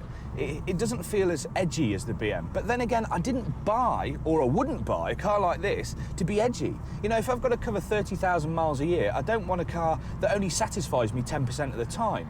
I'd prefer something that really did isolate me and make me feel comfortable 90% of the time. It's a much better compromise for people like me who aren't exactly racing drivers. That doesn't mean to say I can't appreciate the sporty details though, like the display on the rev counter, and headlights that angle into a bend as you turn the steering wheel are a nice touch too. Overall, it's much higher spec than the equivalent BM, with the base model coming in at about £22,200, which works out about £1,000 less than a 320d. Yes, the BMW 320d is the faster car, but to be honest, I find talking about all that speed just a little bit vulgar. This is the gentleman's choice. Most cars are honest, God-fearing machines. They have a simple purpose in life: to get you from A to B in comfort and safety. But there are some terrible sinners out there, cars that seek to tempt you from the path of righteousness at every turn. And none more so than the new Lamborghini Gallardo SE. Compared to the standard Gallardo, it's more powerful, more expensive, and even more exclusive. It's so bad, it inspires all 7 of the deadly sins.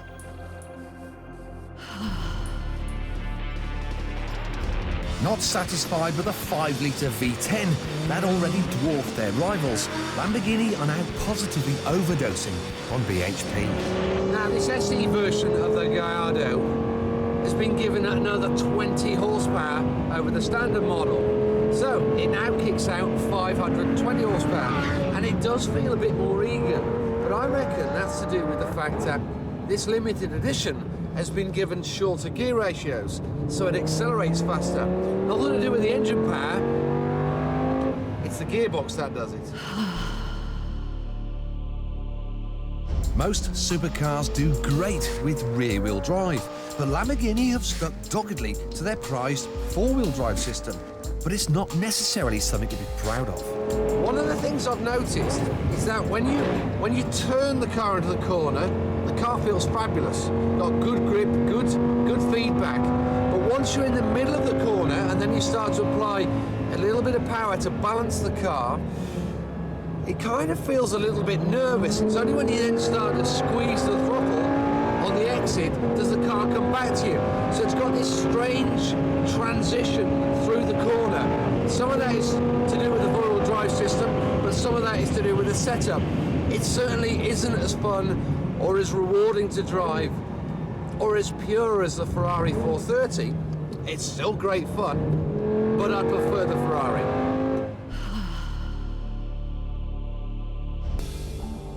Will owning an SE make people jealous? Of course it will.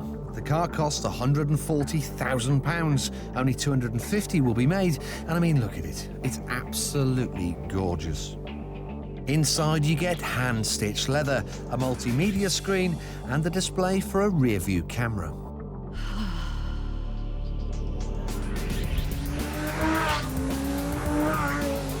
At full pelt, the 10 cylinders ravish fuel at a rate of 9 miles per every gallon, with leftovers burning at the exhaust. It's a spectacular way of gorging on fuel.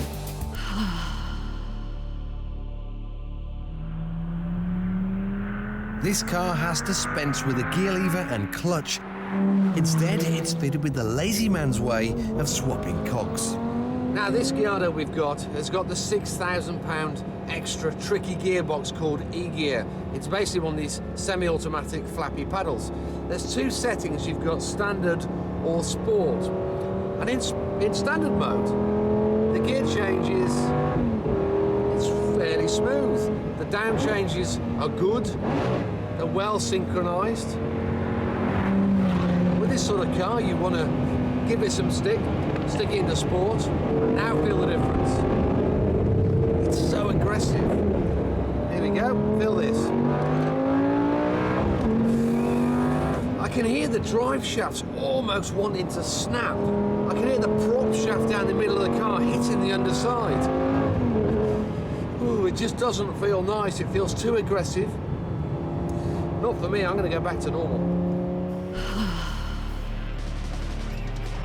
I'm afraid the anger's on my part, and it's all to do with the over-officious ESP traction control system. We saw Tim Nadell drive the Ferrari 430 a couple of weeks ago, and we saw those gorgeous, beautiful oversteer slides. Now, I want to be doing those in the Gallardo SE, but I'm afraid I can't, and that's because the ESP system won't turn off completely. I'll show you what I mean. So, second gear, pitch it in, and apply the power. See, it kind of just interferes with what I want the car to do. It's constantly changing the attitude of the car, grabbing the brakes. I want to drive the car. I don't want a box of electronics dictating what I can and can't do. Just won't let you turn the thing. I love this car, but I can't drive it as I want.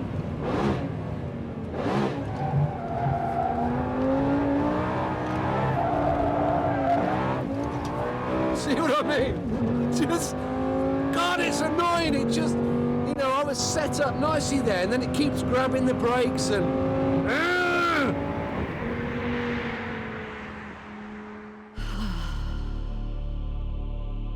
So I've spent a day with it, but would I love to own one? No. My big problem is Lamborghini have just announced that their 2006 standard Gallardo model will have the same upgraded engine as this, the SE. It will have the same technical mods as this, the SE. But it's going to cost 13 grand less. So the big question is, what's the SE all about? I'm afraid it's a car that's already out of date. A bit of a downer on that, didn't you, Jason?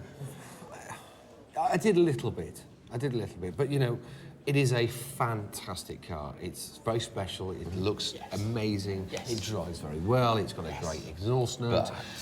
But I just couldn't turn all the toys off. I couldn't turn the ESP traction control off completely, and that just upset me a bit. No, I've driven that car on the road, and I've driven it fairly hard, and I never even got into the situation where that became an issue. I mean, you were ripping all four wheels off that car. You were turning it in like a madman, and I don't think anybody who buys that car is ever going to drive it like that. But that's my point. Ever. I had to do that to overcome the ESP. If you drive it nicely and smoothly, as I would have preferred to have done, it stops you.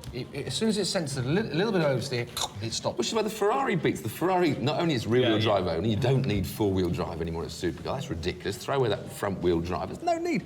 The Manettino, the great Ferrari Manettino with the switch, which changes suspension settings and traction, so it can suit everybody. It's 10 grand cheaper. It's a better-looking car. It's Ferrari all the way. No.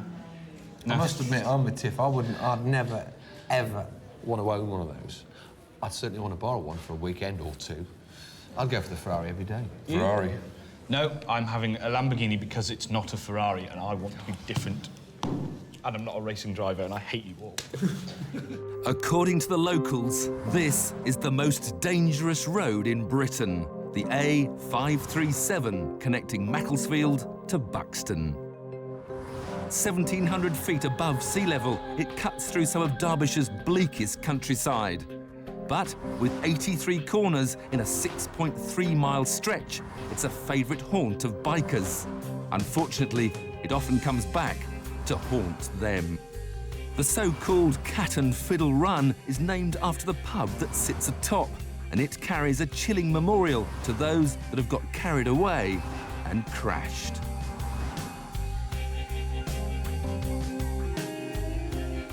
But it ought to be possible to enjoy the challenge of this road safely and within the speed limit. And I'm hopefully going to prove it in a car billed as the driver's choice, the new Porsche Cayman S. It's the stepping stone between a Boxster and a 911. It costs £44,000 and has a 3.4-litre straight six buried in the middle. It'll do 171 miles an hour and get to 60 in 5.4 seconds. But today, we're not interested in those figures. Today is all about the simple pleasure of driving and trying to tame the Nürburgring of the Peak District.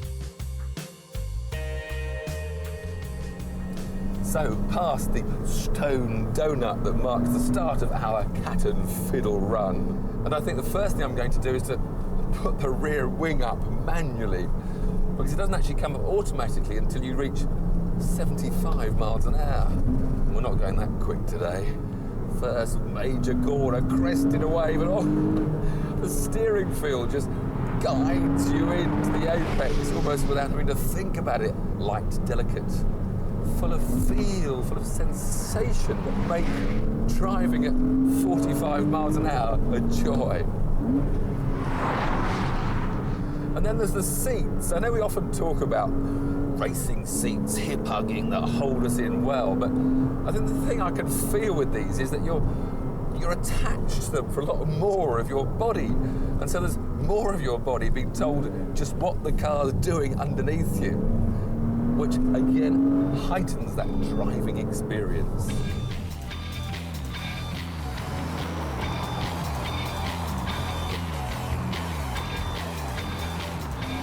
Now this Cayman is actually stiffer than the Boxster S, and it's got adaptive dampers which, if I press this little button, lower the car by 10 millimetres and make it stiffer still. But I can't tell any difference. Now I do have one more button to play with, and that's the Sport button, which is supposed to sharpen up the throttle application. Well, it might be doing something, but to be honest, a lot of these things are so minimal that you only really notice them when you're looking at a stopwatch at a racetrack. So I've now got a stiff suspension, sharpened throttle, the wing up, but I'm sure if I switched all of those off, I'll be going just as quick. Oh, a little twitch of oversteer. Now, interestingly there, the traction control here, the PSM, actually allows a certain amount of slip, so it's not always interrupting you before you get anywhere near the limit. But then once the car slightly steps out of line, in it cuts to save your day. It's so greasy. Most cars, you'll be wallowing into corners with understeer and snapping sideways and getting their drivers into trouble. But here, it's such a well-balanced, poised driving machine that nothing untoward seems to be happening. More corners. Oh, you know, someone nearly pulled out right. Unbelievable.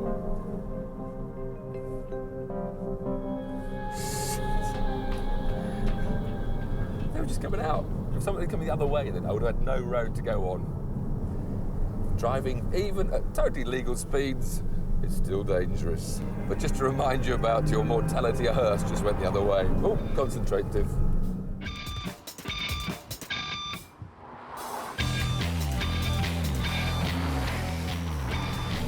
Just flowing through the bends. Don't brake too late and harsh. Brake a bit early, gently, then progressively harder. Turn in gently and progressively. And the same with the power.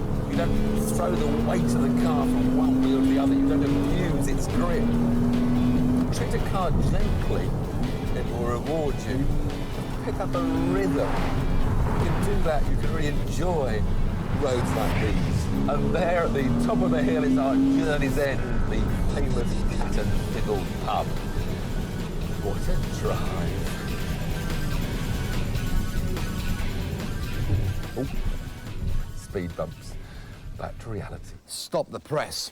The latest hot hatch has broken cover. And here's the banner headline. It's cheap. This is the Ford Focus ST, and it costs £17,495. That means it's 1,500 quid less than an Astra VXR and a whopping 2.5 grand cheaper than a Golf GTI. Trouble is, sometimes bargain means basement, so have Ford compromised to get a lower sticker price than their rivals? To find out, you've got to get under a car's skin. And after a bit of sweet talking, a few months ago, they granted us exclusive behind-the-scenes access to see the car undergoing its final testing. This is the Dunton Technical Centre in Essex. Around 3,000 of Ford's finest report here each day. But you've probably never heard of this place, which suits Ford just fine. Here they're developing the cars you'll drive years, maybe even decades from now, and they're paranoid about the opposition getting clues as to what's next. They were very specific about what we could film and what we couldn't. First stop was the Environmental Test Laboratory.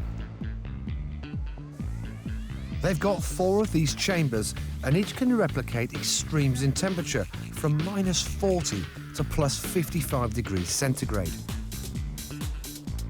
They make sure the car will defrost in the Arctic, as well as the air conditioning coping in Arizona.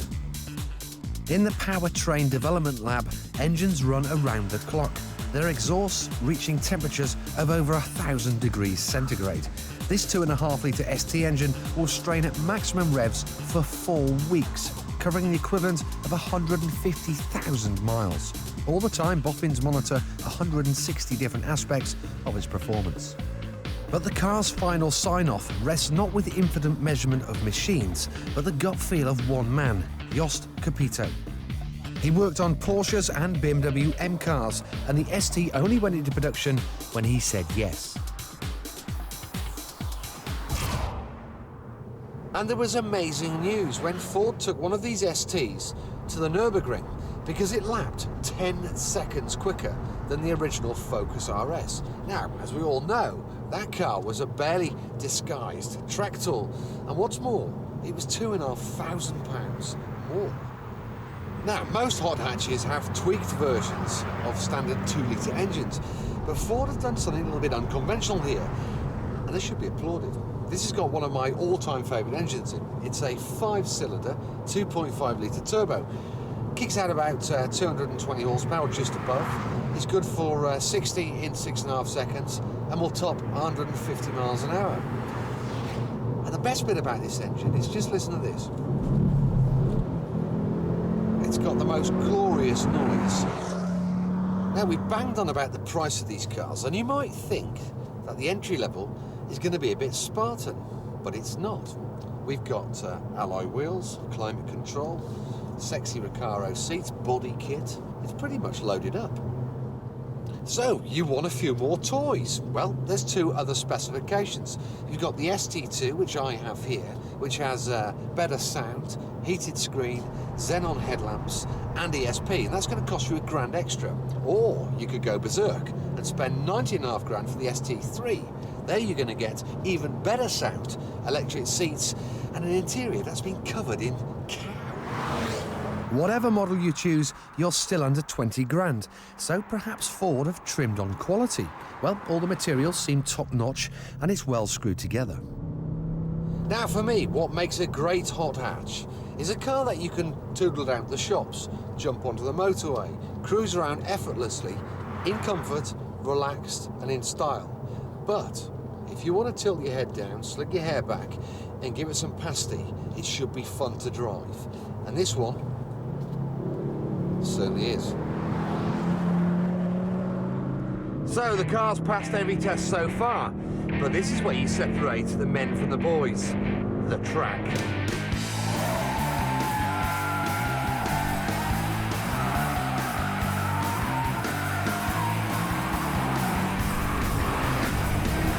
Now one of the best bits about this car is the engine.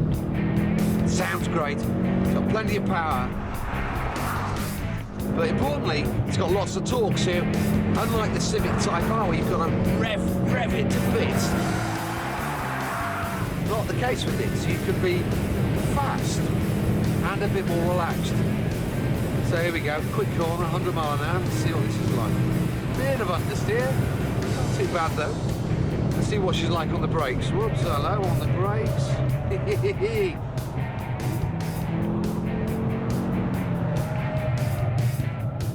It's a little bit woolly. Just feels a little bit dead in my hands. It's still great fun to drive. But it's not a circuit racer. In fairness, Ford set out to make a car that can be used by the family every day, and one that might be thrashed around the track just once in a while. Until yesterday, the Golf GTI was Fifth Gear's favourite hot hatch, and it still is. But this new Focus is cracking value, and it comes in a very close second. Now, what do you think the best-selling sports car of all time is? MGB? Elise? MR2? No, it's the Mazda MX-5. And it's not hard to see why. It's simple, cheap and fun. Above all, it is fantastic to drive. In fact, TIFF declared it one of the best handling cars in the world. But it wasn't absolutely perfect. It had a slightly girly design. There was a general lack of space, and of course, we'd always welcome a bit more power. So now, with 750,000 sold over 16 years, we've got a new one, the 3rd generation. The first thing you notice is the subtly more aggressive design. It's got chunkier wheel arches, more toned lines, a shark-like front. There's a hint of Honda S2000 about it, which is no bad thing. It still isn't macho, but it's certainly toughened up a bit. And Mazda have been truly fanatical about saving weight. They call it gram strategy, and they've examined every inch of the car to try and shave off the excess fat.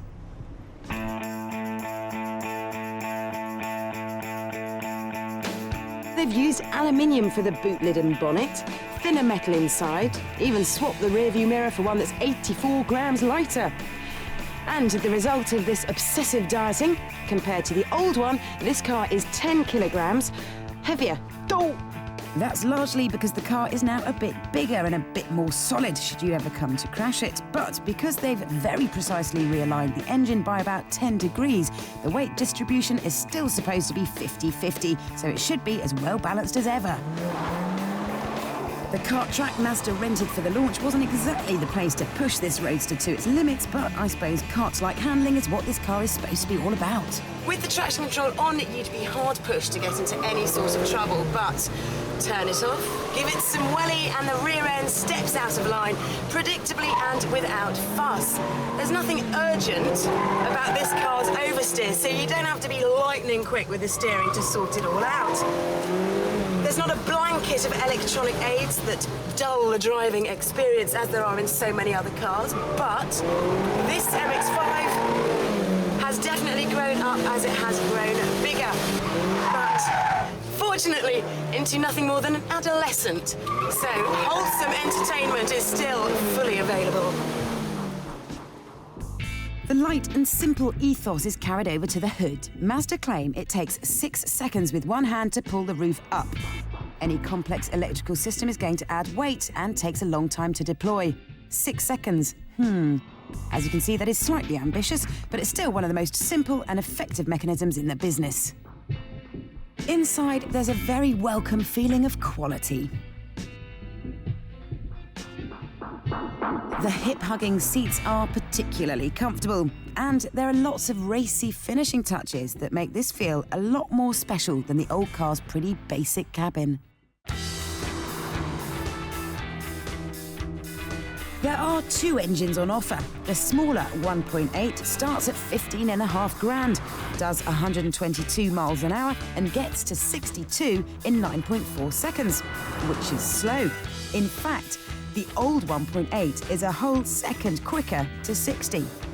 Which is why I'd recommend the 2-litre. It may be more expensive at £19,000, but 0 to 62 in 7.9 seconds is more like it. However, there's not much grunt early on in the rev range, and you really do have to stir the gears if you want to cover the ground quickly. And disappointingly, there's not a racy exhaust note to accompany you along the way.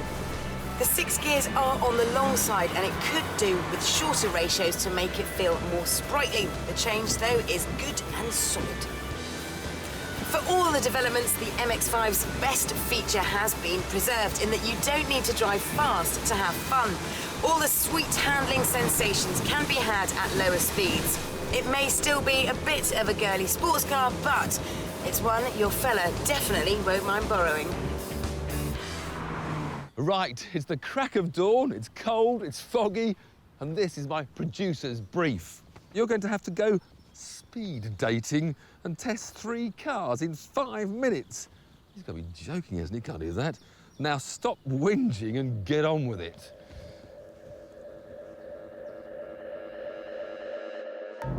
First up is a Nissan Micra with a big boot. Let's have a look inside.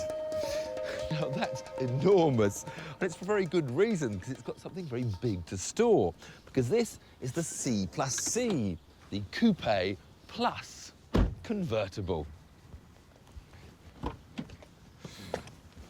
You see, it's got one of those very clever Mercedes SLK-style folding roofs, which takes apparently 22 seconds to open. Stopwatch is ready, and go. Meanwhile, we look at the interior, which is all typical Micra stuff, nice and funky, and solid as a rock, because it's built in Sunderland. The rear seats are pretty small, good enough for little children and a bit of extra luggage, but at least, unlike the Tigra, it's got them. 21, 22. But the thing is, this Ascenza model costs £14,995, and for 70 quid less, I could have a Mini Cooper convertible, which is much more up my street. So clever, but not for me. Next. This is the new Seat Leon. When it comes to family hatches, you think Ford Focus, Volkswagen Golf, Vauxhall Astra, but you never really think of the Leon. This new one came out a couple of months ago, but hasn't really shown up on anyone's radar yet. It's based on the Volkswagen Golf, but compared to the similarly spec'd Golf, it's £2,000 cheaper. It's also 2,000 times more stylish. So, £13,995, and it certainly feels very solid Volkswagen here on the inside. It also feels bigger than a Golf. But what does it drive like? Oh, they're giving me a diesel to test.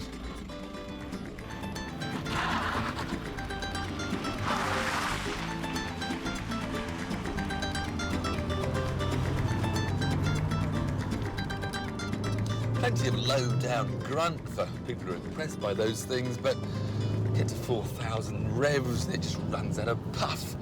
No fun at all. steering feel? Oh, very good.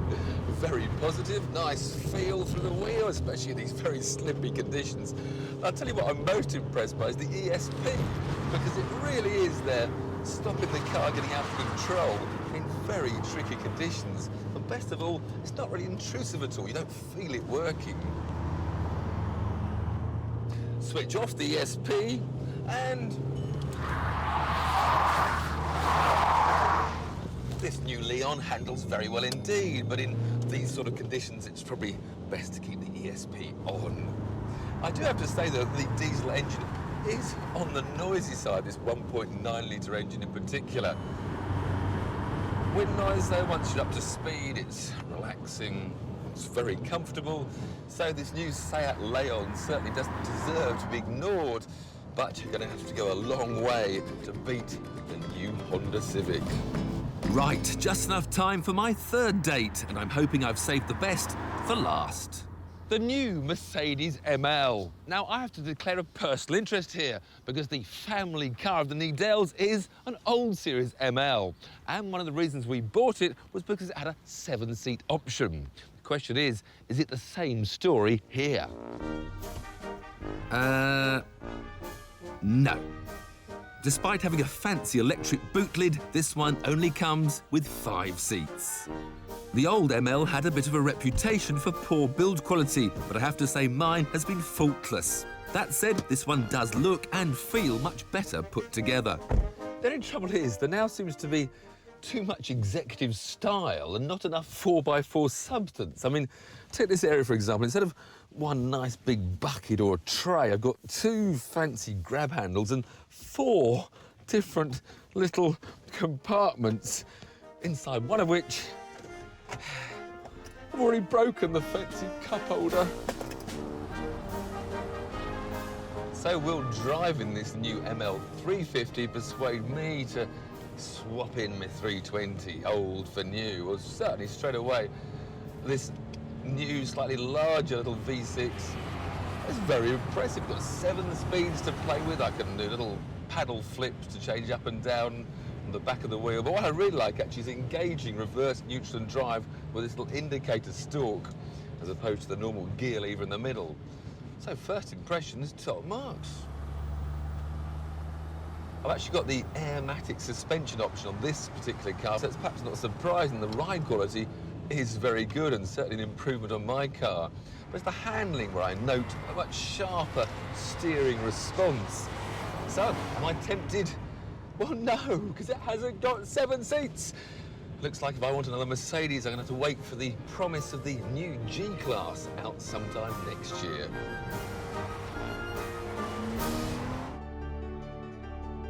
This car costs £115,000. That's as much as, well, a helicopter. So what makes it so special? Well, it's the fastest 4-door saloon in the world, having been clocked at more than 200 miles an hour. It's basically a Bentley Continental GT with an extra 20 inches. They call it the Continental Flying Spur. Bentley are also calling it the ultimate Grand Tourer, but I'd like to think of it as the ultimate party car, because theoretically the space and pace of the Spur make it the best way to jet you and your friends between social engagements, no matter how far the distance and how tight the schedule.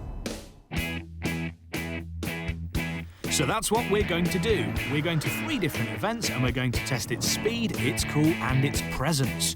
Event 1, the Mopar Nationals. This is an American muscle car show where the aim of the game is to race down Santa Pod's quarter-mile drag strip as quickly as possible. And we thought it would be a great place to test the Bentley's performance. Okay, so this is a 2.5-ton car. How much power do you reckon it needs to make it go past 200 miles an hour? I'll tell you, 552 brake horsepower. That's more than any Ferrari currently on sale. If you go and have a look at that, that is a 6-litre W12 engine with not 1 but 2 turbochargers. 0 to 60 comes in just 4.9 seconds. Let's go see. I was drawn against a tough challenger. This Dodge Charger, just like the Dukes of Hazzard got, has a 7.2-litre engine, which is bigger than the Bentley's. It also has more torque than the Bentley. In fact, it has so much torque that the suspension's stiffer on one side to stop the car rocking when you rev it. With the tyres gently warmed through, the experts were predicting it would destroy the Flying Spur.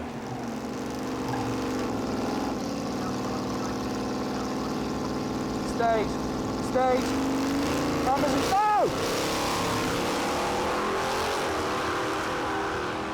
Look at that thing go! This is quite serene.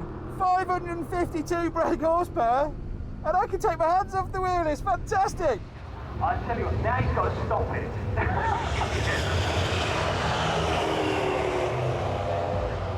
That's superb.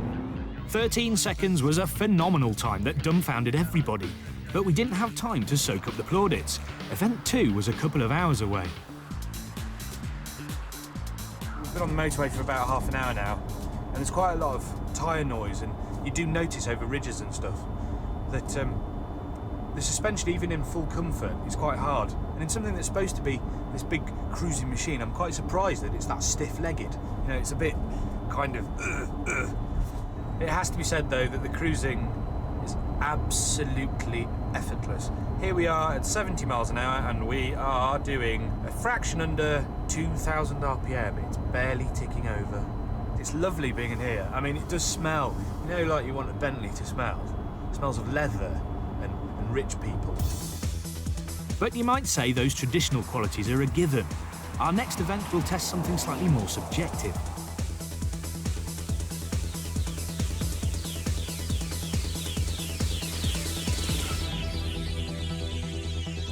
Set in the heart of Shakespeare country, Global Gathering is one of Britain's biggest dance music events, where every superstar DJ in the world plays a set. We headed straight for the VIP area to find out if the Bentley really is cool.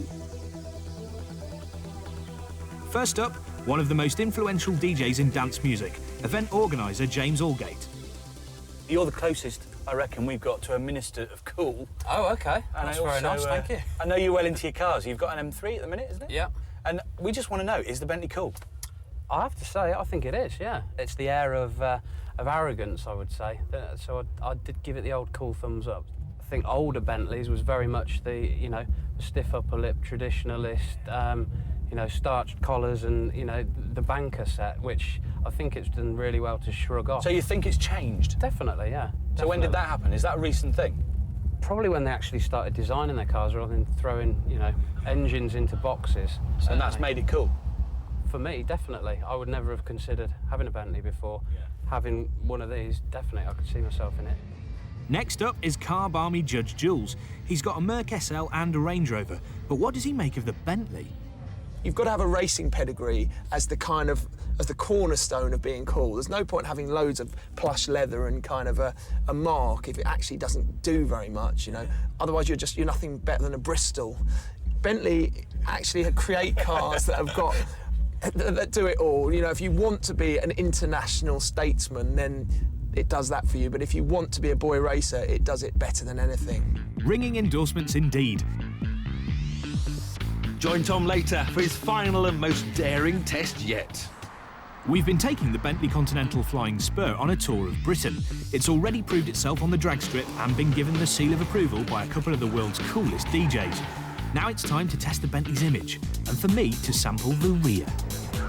Well, here I am assessing the rear accommodation in the Flying Spur, and I've got to say that rear legroom is pretty darn good. There's plenty of toys to keep me amused. You know, we've got seat heaters and coolers, electric rear seats so that I can recline at leisure.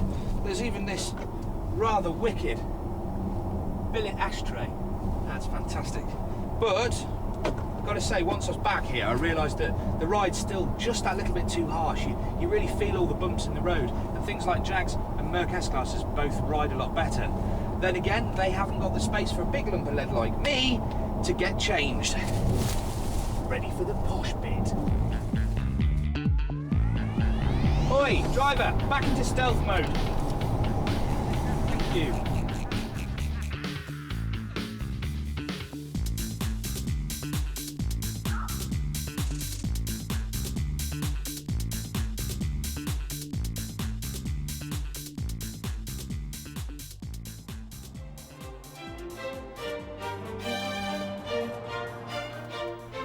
In just 1 year, the Continental GT increased Bentley's sales 6.5 times. So does that mean that Bentley are now, horror of horrors, common? Well, we've come to Weston Park in Staffordshire for their annual open-air proms concert.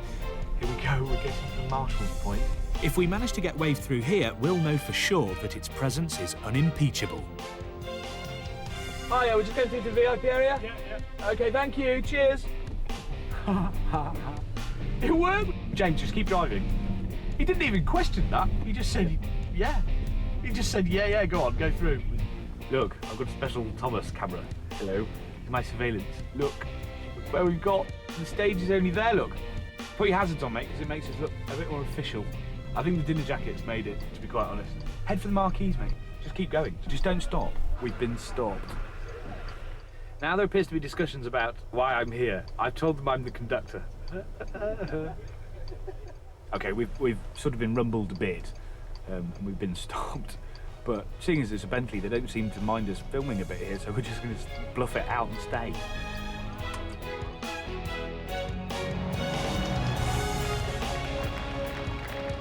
The concert was spectacular, made all the more special by the presence of a Spitfire, and it underlined the Bentley's biggest strength. In real life, it's the intangible qualities that count. I like the Bentley for the same reason we applaud a 60-year-old plane. There's a Britishness that makes you feel good.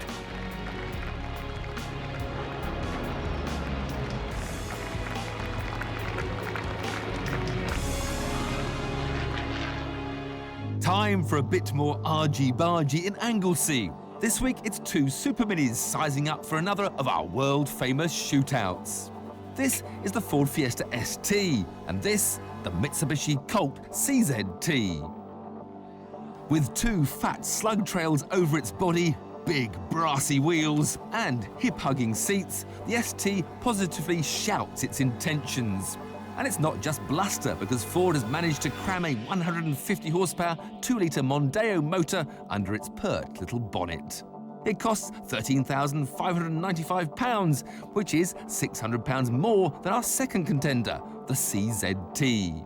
The Colt might look more at home by the post office on pension day, but this little car's had a new lease of life. The 1.5-litre motor's been turbocharged, so produces just 3 horsepower less than the Ford. It's also slightly lighter. So, Plain Jane versus Flash Harry. 150 horsepower in a little Fiesta. Steering's not quite as instant responsive as I was hoping.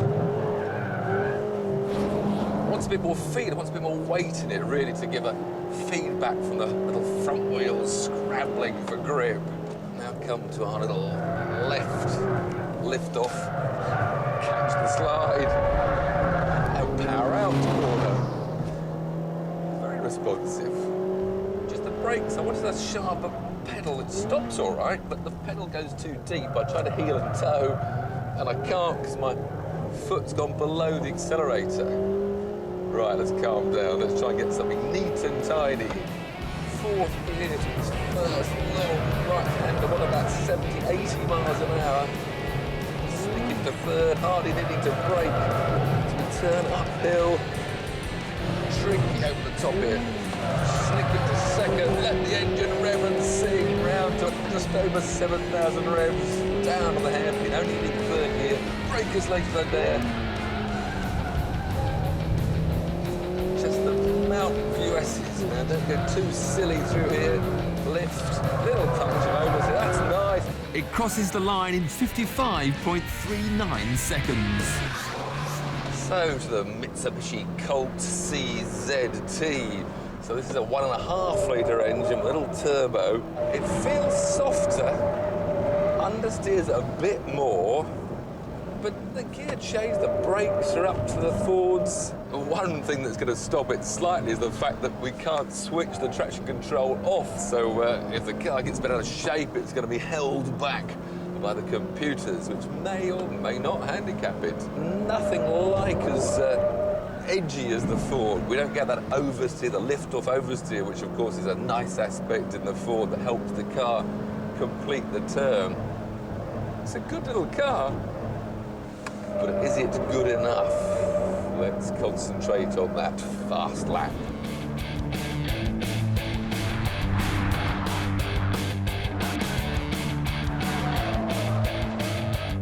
turbo Colt is half a second down at the radar complex and loses another 10th by the hairpin, crossing the finishing line 1.3 seconds behind the Fiesta.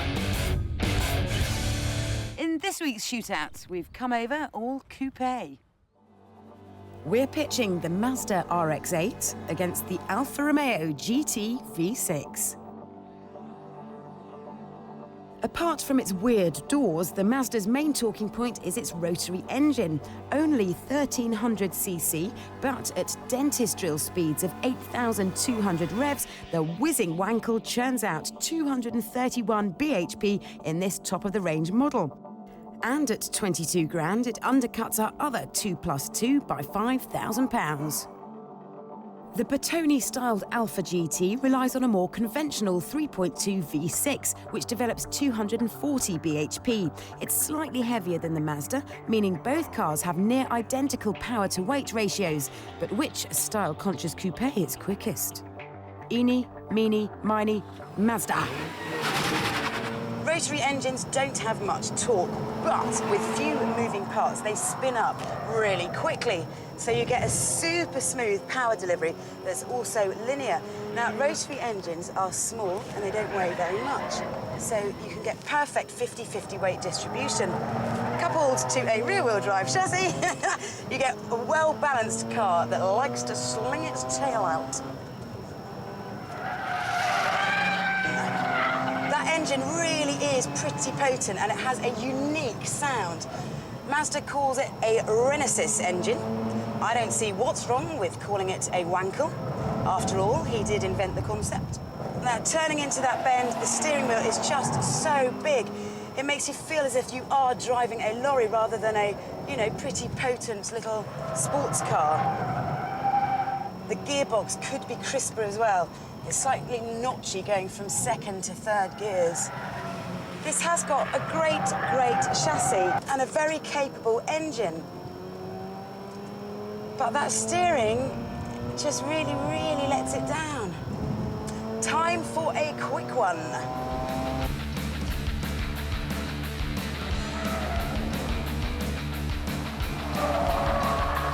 The Mazda makes it round in 55.53 seconds. Time for the Alfa. The Alfa GT is a comparatively rare sight on British roads, which I find a surprise because it is a very practical coupe and it is very beautiful. Now, the car fits me fine, but taller drivers won't like the steering because it doesn't adjust for reach, so they will have to drive this car in sort of typical Italian legs akimbo styling.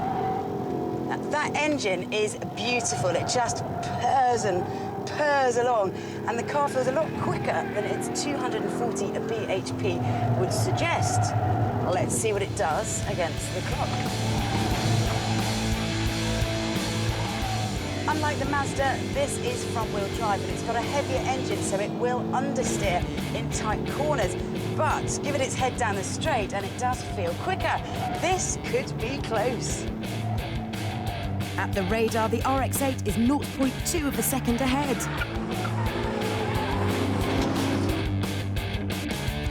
A lead the RX-8 maintains at the hairpin.